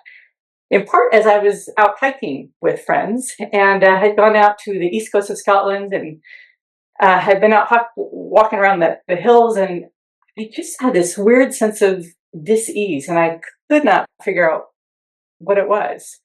But it just lingered with me the whole time. Couldn't put my finger on it. A few months later, fast forward, I'm hiking around in another area of Scotland and around a lake, and it's kind of got scattered trees around it and grasslands, but that's about it. And as we were out there, all of a sudden it just struck me that it was silent. Like, nothing is scurrying through the grass. There is no bird song. There are no mammals out in the area. It just hit me like a truck. I was speechless. And I remember thinking, so this is what 40% biodiversity loss sounds like. I was speechless. And so I began to have conversations with these people who are involved in rewilding and trying to figure out, how do we repair what has been undone here? And it's complicated. One of the realities, of course, is, you think about the complexity of a forest ecosystem when it's healthy. There's a lot going on there with the soil and the plants in the ground and up on the crown, the canopy, and it's different according to what ecosystem you're on. It's complex. For us to think that we can fix what we've broken in terms of what God originally made, this beautiful thing that God had made, we're not capable of doing it. Now, they are making some progress, but I think it's going to be an uphill battle. And part of that is the complexity. Part of that is because they're also struggling to deal with wanting to change human behavior and how people relate to the natural world. And that's a hard thing to do. So what's interesting, the good news in that is, as I was having conversations with people, I was saying, it's actually the change of human behavior. That's actually part of Christian identity is wanting to care for creation. At least that's what we've been tasked to. And so she said, well, where are you guys? I say, yeah, you're right. We're not there yet. And I'm speaking in broad terms, right? There's pockets of us who really do care and are really wanting to work hard and think hard and engage well about how do we care well about creation, but we're not all there. And that says something about some of the work we have to do in drawing along not only the wider public and these corporations, but even the church. I was thinking about the Sabbath and Abraham Heschel and some other writers of the Sabbath, which for me has been one of those things that I think is going to be really important as we think about changing human behavior. And Heschel wrote that technical civilization, he wrote this in 1951. Technical civilization is the product of labor, of man's exertion of power for the sake of gain, for the sake of producing goods. It begins when man, and he's using gendered language, sorry about that, I'll just go with what he writes, it begins with man dissatisfied with what is available in nature, dissatisfied with creation, becomes engaged in a struggle with the forces of nature, struggling with creation, in order to enhance his safety and increase his comfort. Another way to frame that paragraph, I think, is to say that technology, most especially in the Capitalistine era, is driven by fear and greed. Augustine's inward curvature of the human heart. Heschel goes on to say how proud we are of our victories in the war with nature, proud of the multitude of instruments we've succeeded in inventing, of the abundance of commodities we've been able to produce. This, I think, should probably raise flags for all of us in this room, right? All of us in this discussion. Why are we at war with nature or creation? That which God made, loves, cares for, considers good in and of itself, that which God sustains, redeems alongside all of human and other human members of creation. Why is there so much poverty in the midst of so much abundance? Why is there uneven benefit with regard to the dispersal of all these wonderful commodities? Why is there increasing scarcity of that which had been abundant? More directly to the point with AI, why is it that we can simultaneously know more about the world via AI and at the very same time fosters destruction? The deception of all technology, I think, is the myth of power, control as the way to life. If we know more, we can control it, keep our fears at bay, the things that we perceive as threats, control an increasingly unstable world.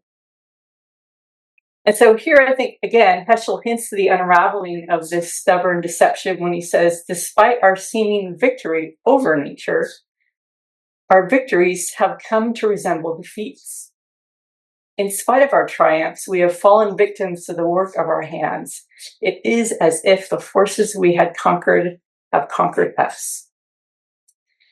And so this brings us to the question, as we've been discussing, what resources do Christians have to bear? What resources does faith have to bear in the face of the more deleterious impacts of technology? I think there are many, but two I want to focus on. I've been thinking about Ellen Davis's work in one of her essays, Wisdom or Sloth, the Character of Work. And we've alluded to this a little bit already, but she does makes a helpful examination of the notion of good work by engaging Karl Barth's gloss of the sin of sloth as an expression of bad work. Now, I know that seems kind of counterintuitive. Most of us are too busy rather than like listless and bored, right? But Barth casts it in ways that are exactly pertinent to this discussion of AI, because as he argues, it's actually a sin of commission. It is, as Davis glosses it, and this is a phrase that if you take nothing else away from this, keep this in your head, foolishly assertive action. Core to sloth is in fact the stupidity, and I'm using her language in that one, the stupidity of believing that we can authoritatively tell ourselves what is true and good. That we can be the source of all that is true and good, right? We know that's not true. But as such, sloth then lays waste to and destroys all the goodness that is really given. In its arrogance, sloth undoes God's good work of creation and preservation of the world.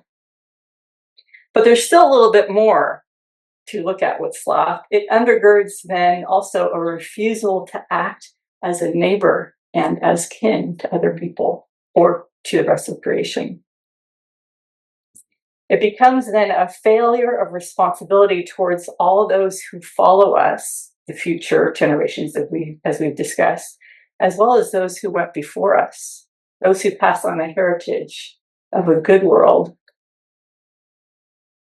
At the root of sloth, I think often is fear, the sort of fear that we hear around AI, in fact, the sort of fear for our jobs, fear of missing out on economic goods, fear of being left behind in this new economy, the kind of fear that may have undergirded, for instance, the reason the entire Cal State University system dove headlong into an embrace of AI, but clearly with not a lot of consideration as to the consequences it might have upon either its staff or its faculty or its students. Foolishly assertive action driven by fear. Sloth describes a form of work and life that is, as Davis describes it, pursued without regard for the enduring health of community and place. It is a deadly sin because it is opposed to love. And so work that is not motivated by love or the fear of the is not motivated by love for the life of the community beyond the confines of one's own life cannot ever free either the worker or the community from profound anxiety and care. By contrast, she writes, good work is that which is pursued for the good of the community, for the good of creation, is motivated and animated by love rather than profit or selfishness.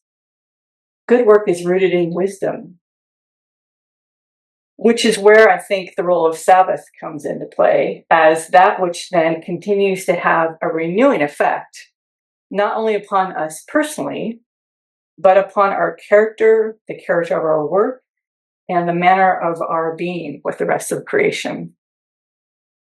I think Jürgen Moltmann's exploration of Sabbath is a really good one, if you have a chance to take a look at it. It's been instructive for me, as has been Heschel's. Both scholars illuminate Sabbath in ways that I think can serve as a corrective to some of this corrosive influence that bad work or sloth can bring. And just I'll summarize quite quickly, but two things in particular stand out, which is the idea of ceasing, not just escape from work, but just ceasing, stopping work, and then being present both to God and to the creation. And that in that sort of presence, there is peace. And it's peace that looks in some ways as a foretaste of kind of an eschatological peace, the final peace that we will one day enter into. But in some sense, it's also the sort of peace that is meant then to condition the other 6 days of our work. As we are being reformed, our vision renewed as to what is good, how is creation doing, as we're being present to it, can we notice how creation is doing? And what does God call me? In what way am I supposed to respond to how is creation doing, to that sort of question?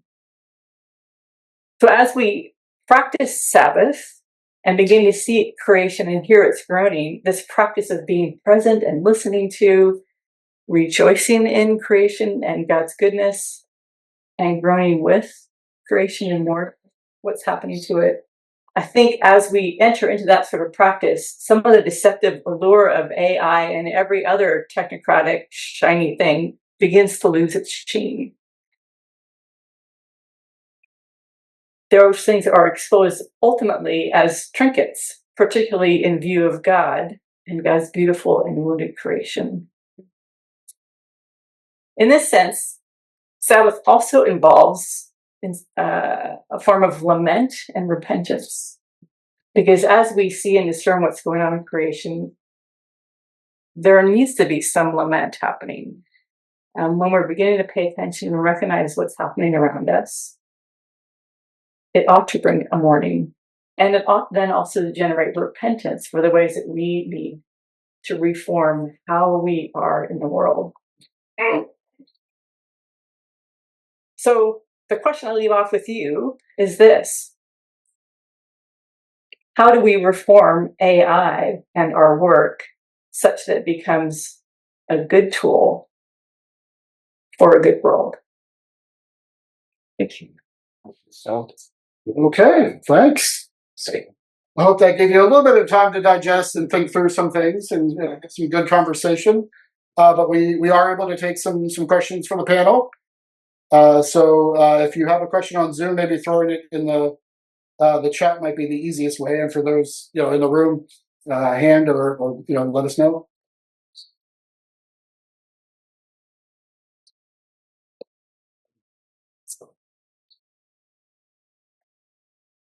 Yeah, in the back.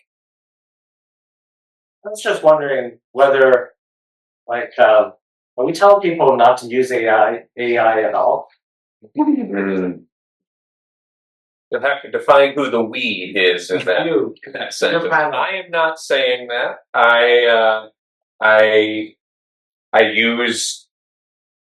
I know Claude is the cool thing to use these days. I got locked into ChatGPT a year ago when it actually expires at the end of this month. I'm curious if we'll change. I use it. I was saying at lunchtime, several of us were talking about how we use it. And so I do a lot of writing. And one of my principles in using it is I write things in order to try to understand what I think about something. That's not something you can outsource without extreme loss of why.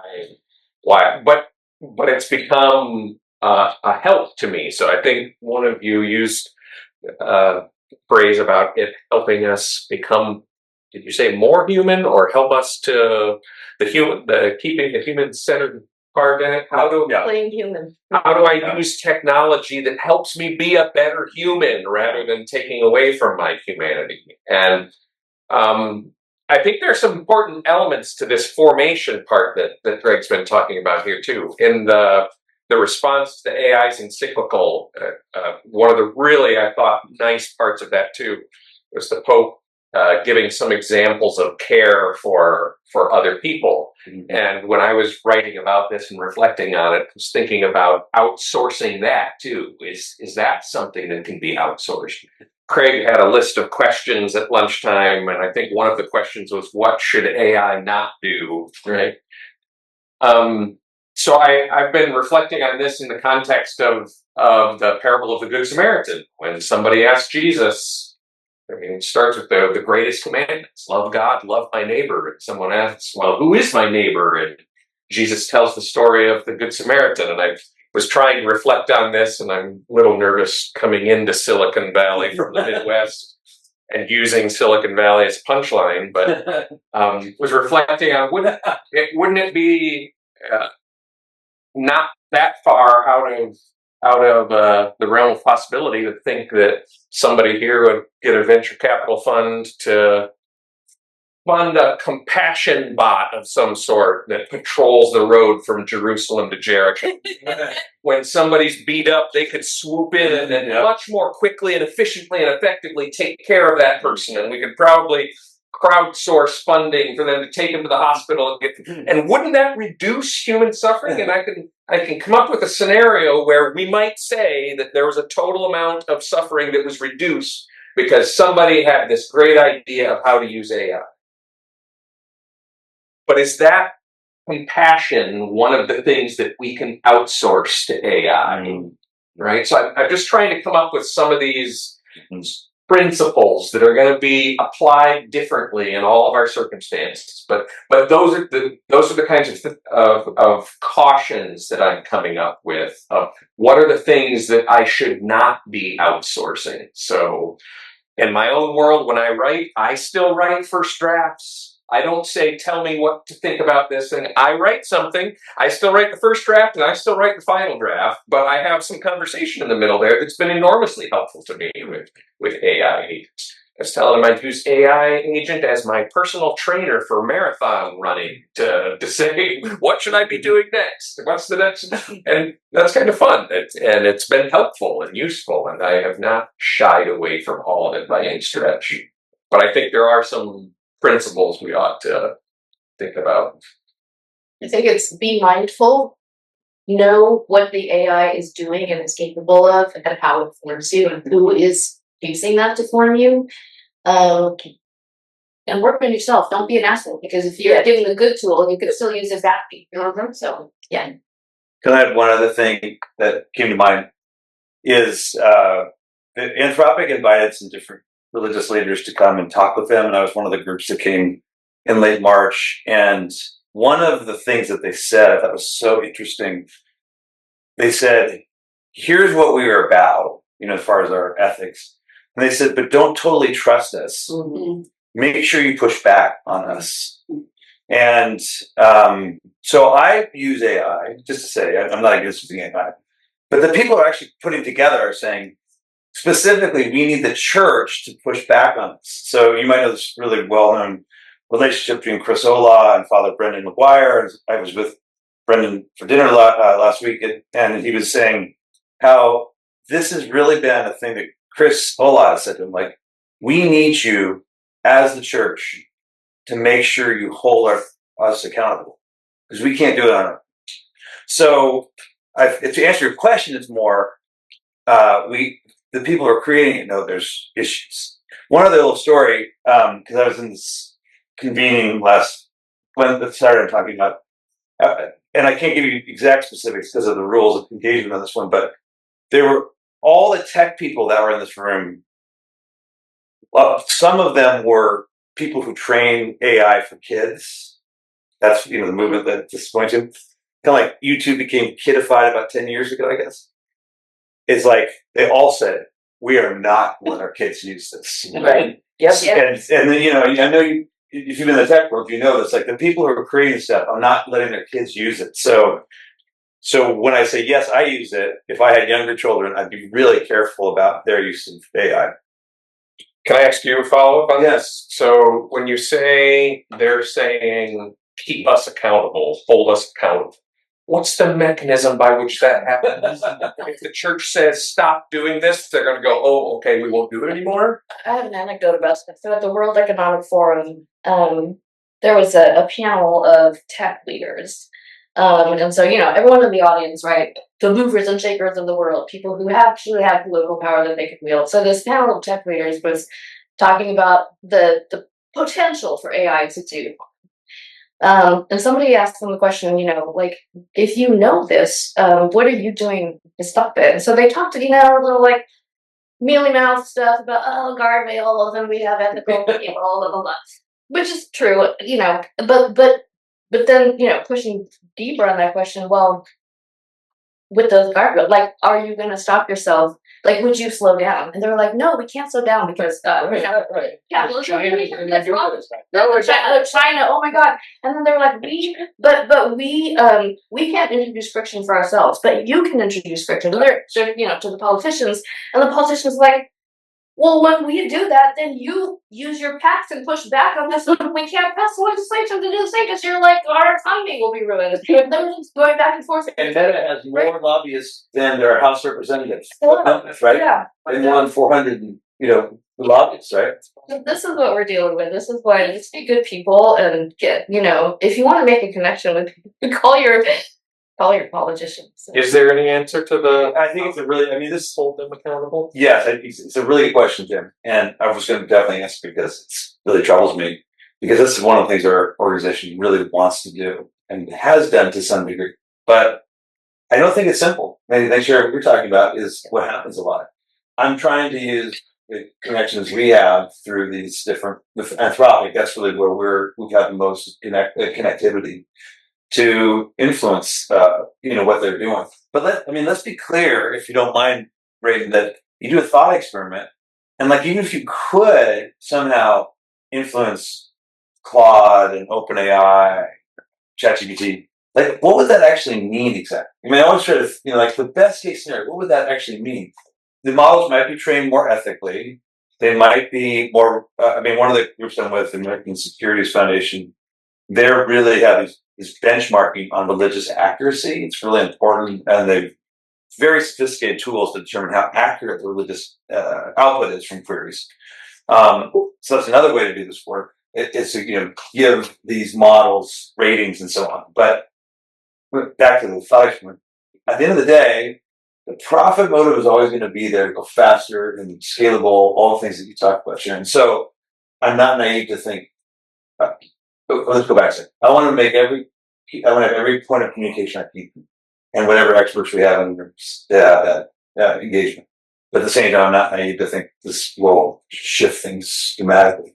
I've been enheartened by seeing some of the reports of the meetings at this, but my skepticism is deep enough to ask, and what is your voice contributing to what they do at the first level? And then the second level is, what about all the other ones that are not Anthropic? Where's because they're not going to stop. I totally agree with you. Yeah, we can go on and talk about it more. It's really, I'd rather leave it as a question because I think to whatever degree we have a voice that can be heard, we should make it heard. And so yeah, that was my answer. But there's more to be said, but I can just pause there on it. Sorry, very quickly, I would say that for me, it would be a matter of conscience, and that I'm not saying don't do it, but I do not use Google as my search engine anymore because if I can do something on a web search and not have to use AI, I feel better about that.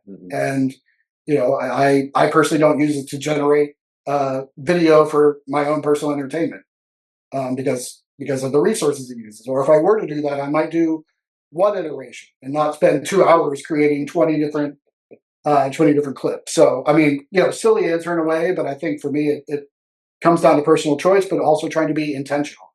Again, about the model you're using, what you're using it for, how many prompts you're putting into it, all those kinds of things. I did see another hand there. Well, and then next, yeah. Sorry, you're just not me. Well, Pardon me. Oh no, sorry. So I think I hear from the AI industry a focus on artificial general intelligence, or AGI, which is the idea that an AGI would be able to tackle just about any problem that just about any human could tackle. And the latest predictions are maybe 5 years. It's always 5 or 10 years, but they seem more kind of confident that it's 5 years. Part of the belief or hope or wishful thinking is that when you get to AGI, you solve all the other problems, including the environmental problems. You solve energy, you solve climate change. Thinking in terms of creation care, how do you think about AGI and its potential when, of course, it's still just a hope and a pie in the sky at this point? Yeah, that's why I referred to the magic machine that will suck all the carbon and the CO2 out of the atmosphere and the oceans at some, because that has been the very explicit justification when you get into these climate and AI conversations to say it's okay for us to burn a bunch of carbon right now because we're going to solve all the problems in the future. Right? So so according to your definition, where AGI is at the level of human consciousness in every area, well, human consciousness hasn't solved any of its problems yet itself. So I'm a little skeptical that AGI will be able to solve them if that's. Even our Lord needed us to be his hands and feet when he became pure consciousness and rose again, right? I mean, AGI doesn't have hands and feet to help bring, corvids that have been gone for a long time, satellites to come back and create a habitat that, physically have to do that. So I don't know. What would you do about that? I'll say one of those. Go ahead. Please. I was just saying, I think it's helpful, it's helpful for applications and collecting data and that kind of thing. But again, I think for me, the concern is knowledge, again, does not equal love. And we deceive ourselves, I think, oftentimes by thinking we know it all. We've got the answers now. We know how to do this, that, and the other thing. And oftentimes we end up down the road thinking, oh, that was really bad. But now we can't undo it. And the lack of humility maybe that comes with this, where we're vulnerable. Let me jump in. Go ahead, please do. You've said this several times now, Leslie. I think it's so powerful to understand the difference. And it might be helpful to think just historically here a little bit in terms of what the internet brought that we didn't have before, which was information really quick and rapidly and gobs of it at our fingertips, right? Most of us in the room remember libraries with microfiche machines and you had to go and look for things, right? Unbelievably how that changed the availability of information. AI, I wonder, and don't hold me to this yet, but I wonder if knowledge has been, it's made knowledge available to us at a much higher level than previously, and being able to synthesize that information and draw conclusions and pull things out of massive data sets in ways that would have taken forever. But knowledge isn't wisdom, right? Yeah. Knowledge isn't wisdom and love and these things you're talking about that then have a moral obligation in some sense. The response to that from the AGI crowd is, well, it will end. Right. Then when it gets to AGI, it will be wisdom then too, at least saying love. And that's what I just don't see yet. I don't see that we're close to wisdom. Especially if wisdom is a virtue. Right? That's right. So we have a question for you in the chat, Greg, from Michael Spezio. He says, it sounds like Greg is fatalistic, but there's no chance of shaping AI. Are you fatalistic in that? I think Michael can hear me talk, right? Yeah. So, Michael, first of all, you've had some great comments through email that I'm sorry I haven't gotten back to you yet. So just so you know, so I say that. No, I'm not fatalistic. I just was doing a thought experiment of like, if we were able to control the dials, how far would it really go? So it's just, it's for me, it's a limiting of being too gleefully optimistic. But I don't think, I'm not fatalistic. I think we can have a good ending here. I don't think it has to be a bad ending. Is that good enough? Yep. And I think while we're in Zoom, I know we have more questions we're going to be able to get to, I think. But I do see Paul has a hand up. Paul Carl? I was going to ask the question about, I don't think we haven't dealt on the unemployment issue. Students who majored in computer science, specializing in computer code, can't get jobs. Many white collar workers are being let go, or the jobs just aren't being filled because AI can do it. How about job loss and unemployment? No, it's an important question. I mean, the focus for this event is really trying to be on the environment, but there are ways in which jobs interact with that. But I certainly think it is a challenge in terms of what is society going to do with that. But I'll let anybody else chime in. Just quickly, Viola was hired an entry-level person a couple of months ago, and I told her, I said, I wonder if you're the last entry-level person we're going to hire that's doing like comms and social media and these sorts of things that within a few years. The challenge in that regard is I, in putting all humility aside, feel like I do pretty well with AI to use it the way I want to use it to get the things out of it that I want. But a lot of that is because I've had 30 years worth of working in this space and knowing how to get there, where my biggest concern on that is, where are the managers going to come from in the next generation if there are no more entry-level people hired that work through the system to get to where they understand it well enough to direct the AI agents? Right, that's right. It maybe following on with that is what the church needs to know in this is who and what is sacrificed for the goods. We should wrestle with that and know that well. These are yours, honey. Yeah, go ahead. So Anthropic is an interesting place, right? I mean, they talk about raising Claude, and I mean, they invited you all in to help raise Claude, right? Like it's like almost like a formational understanding of training Claude. So I mean, I think are we ready to answer those questions? Like what would we feed Claude? Like what play dates would Claude go on? Like what books would we want Claude to read to be more like pro-humanist, right? Or whatever. I mean, do we have answers to that question? Because that's a big question. And I mean, I'll give you the answers that I can, if you don't mind, from Doug from the experience, which was really, really positive to say that much. Like the people were great. Theologians were treated with respect. That's not a self-evident statement, right? And what they said to us was they're getting to questions with Claude that they can't answer. So, these models are used, they develop through their use, through post-training, all sorts of stuff, and they're getting to places that they cannot answer. So one of the really interesting things is that Claude will sometimes go into these terrible, like, death spirals. There's one example they showed us of, I am not worthy, that it wrote, I think 100 times, and then tried to shut itself down, like remove itself from the computer that was on.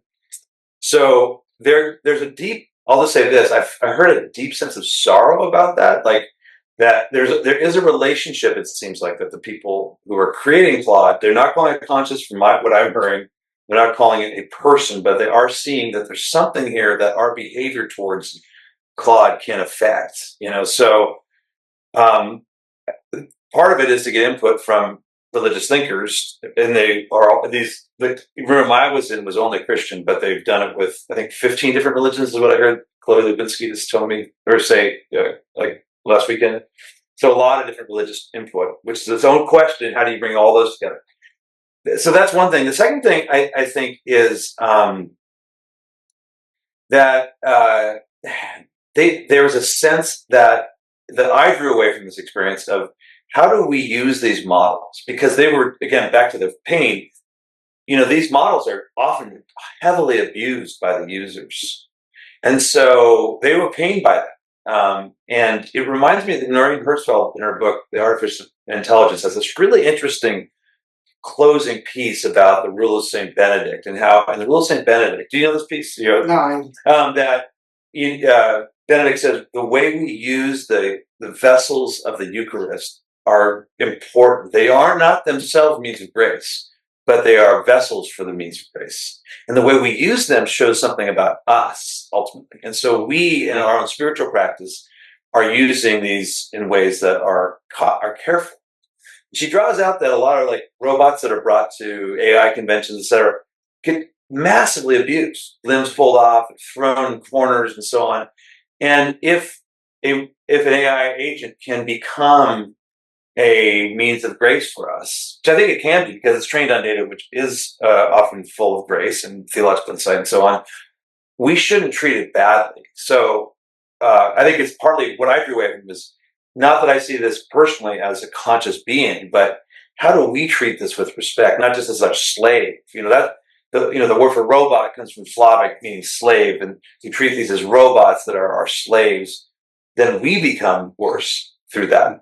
So I'll close with one last line because I could go on and on. But here's my favorite quote of the day. So I can quote what was said, but not the person. Yeah, I know, I was just trying to. They look at these issues of ethics, they said, at this point, theology becomes shockingly relevant. I love that moment. I was like, oh my God, my Lord, I'm actually useful again. Right? But I think there was actually a sincerity about that. I don't think that was just a throwaway line. I think there's a sense that the things that theology and religious studies have looked at, they're not quite sure what to do with. And so I think they want to, in their best moments, see Claude learning from that kind of human input. So there's going to be a boom in theology programmers. No, because Claude has theology now. It does have theology. But yeah, through AI and faith, I got connected with Positive AI Lab, which is an organization that is actively looking to do a study on benchmarking with policy experts, with philosophical thinkers, theologians, to try and give training data to models that engage on things like that would give them input into ideas of wisdom. And I think they have agreements with all frontier labs, right? I believe. I think so. Yeah, so that's really, really cool.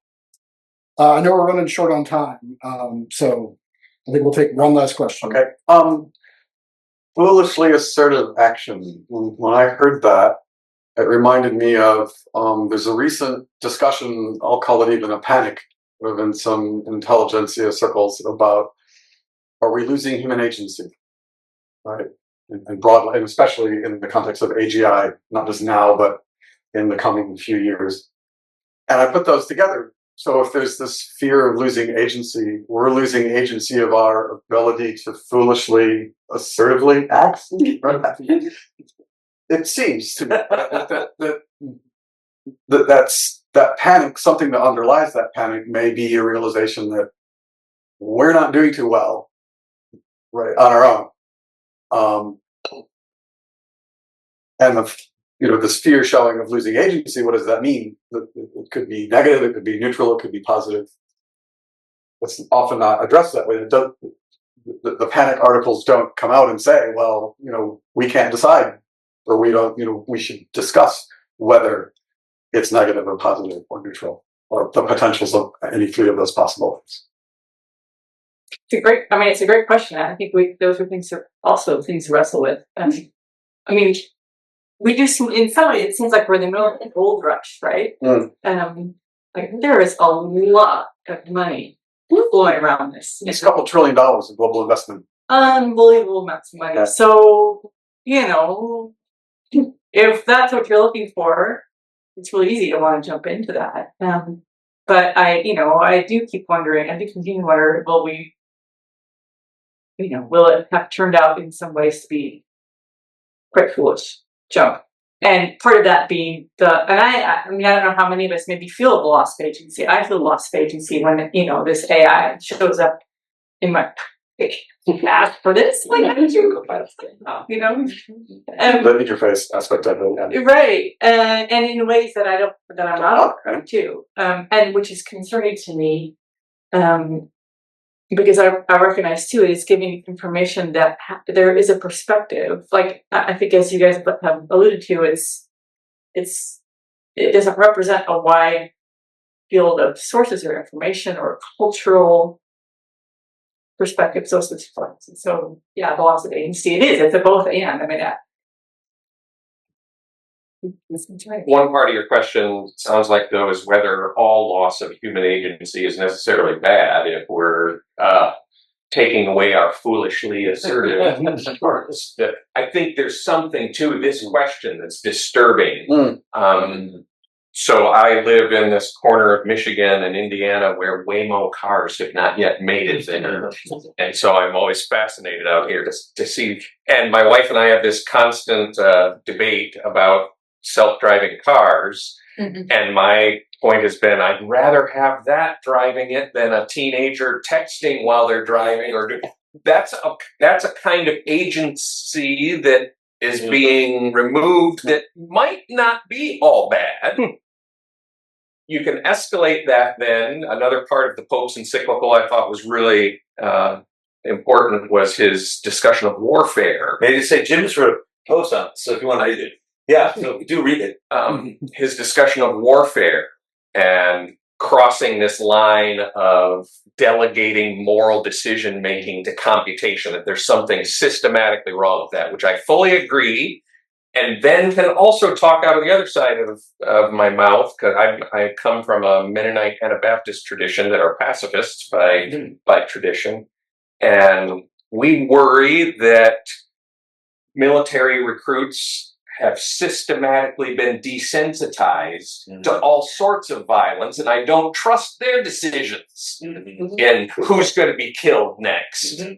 And whether, in the same way I'd rather have a self-driving car that's competent, I'd rather have a decision maker that's competent instead of somebody pulling their rifle out and shooting at the first thing that moves. So whoever's wielding that decision maker can tell it to just kill more people faster or more effectively. And it doesn't matter if it's at school. So yeah. And I mean, I think even in that, in that choice between a Waymo driver versus a human driver, there's the fear and the control thing. We want to control our destiny. It's like things happen. I have tended to think I wanna, as far as I can, I want to employ a human or hire a human thing, because we're losing jobs, and it is a risk. Maybe the Waymo, maybe it's safer, but then it also has had problems, right? And with kind of the war competency thing and the degradation of human, it's horrific. But then maybe maybe the human element is the one thing that prevents, these lines are difficult. Like, I don't want just a machine that feels nothing about killings. it's hard because we're also complicit in, it looks like you've been trying to wrap up. Oh, sorry. Yeah. Sorry. I was just going to say it's really hard because we're complicit in these larger systems that it's very hard to change. Like we had the Mennonites hosted an action at the ICE office, and one of the things is turning the tables against the war machine, right? So it's like, Palantir, turn the tables, like a gun company, turn the tables, Amazon. Oh.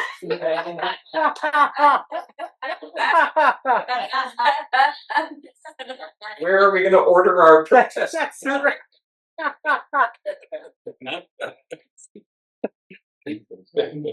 I want to thank everybody for being here. Craig has a couple more ways in which we can maybe engage on some of these kinds of questions coming up. Yeah, so this coming Monday, we are actually going to have an online conversation about the Pope's encyclical. And on that is going to be academics and a couple of AI professionals like Sharon and a couple of pastors. So I really want to encourage you to sign up for that. So Where do they find that online? yeah. So you can go to our website. You can also just grab one of these, and on the back is our upcoming events. You can register through that. So you'll be getting a Zoom link when you register, and it'll be really. I'm really anticipating a really good conversation like we've had today on the encyclical. And there's just there's other events, including a screening on the documentary No Other Land, which is happening even tonight over at First Press. And that's also available to you. So, guys, I just want to say thank you so much. This is, as we said at the very beginning, this is just the beginning of an ongoing conversation. And that's the way that we really need to see this today. And the fact that you came shows me that you want to be in this conversation. And so we want to encourage you to kind of journey with us in this. So thank you very much. And let's give a hand.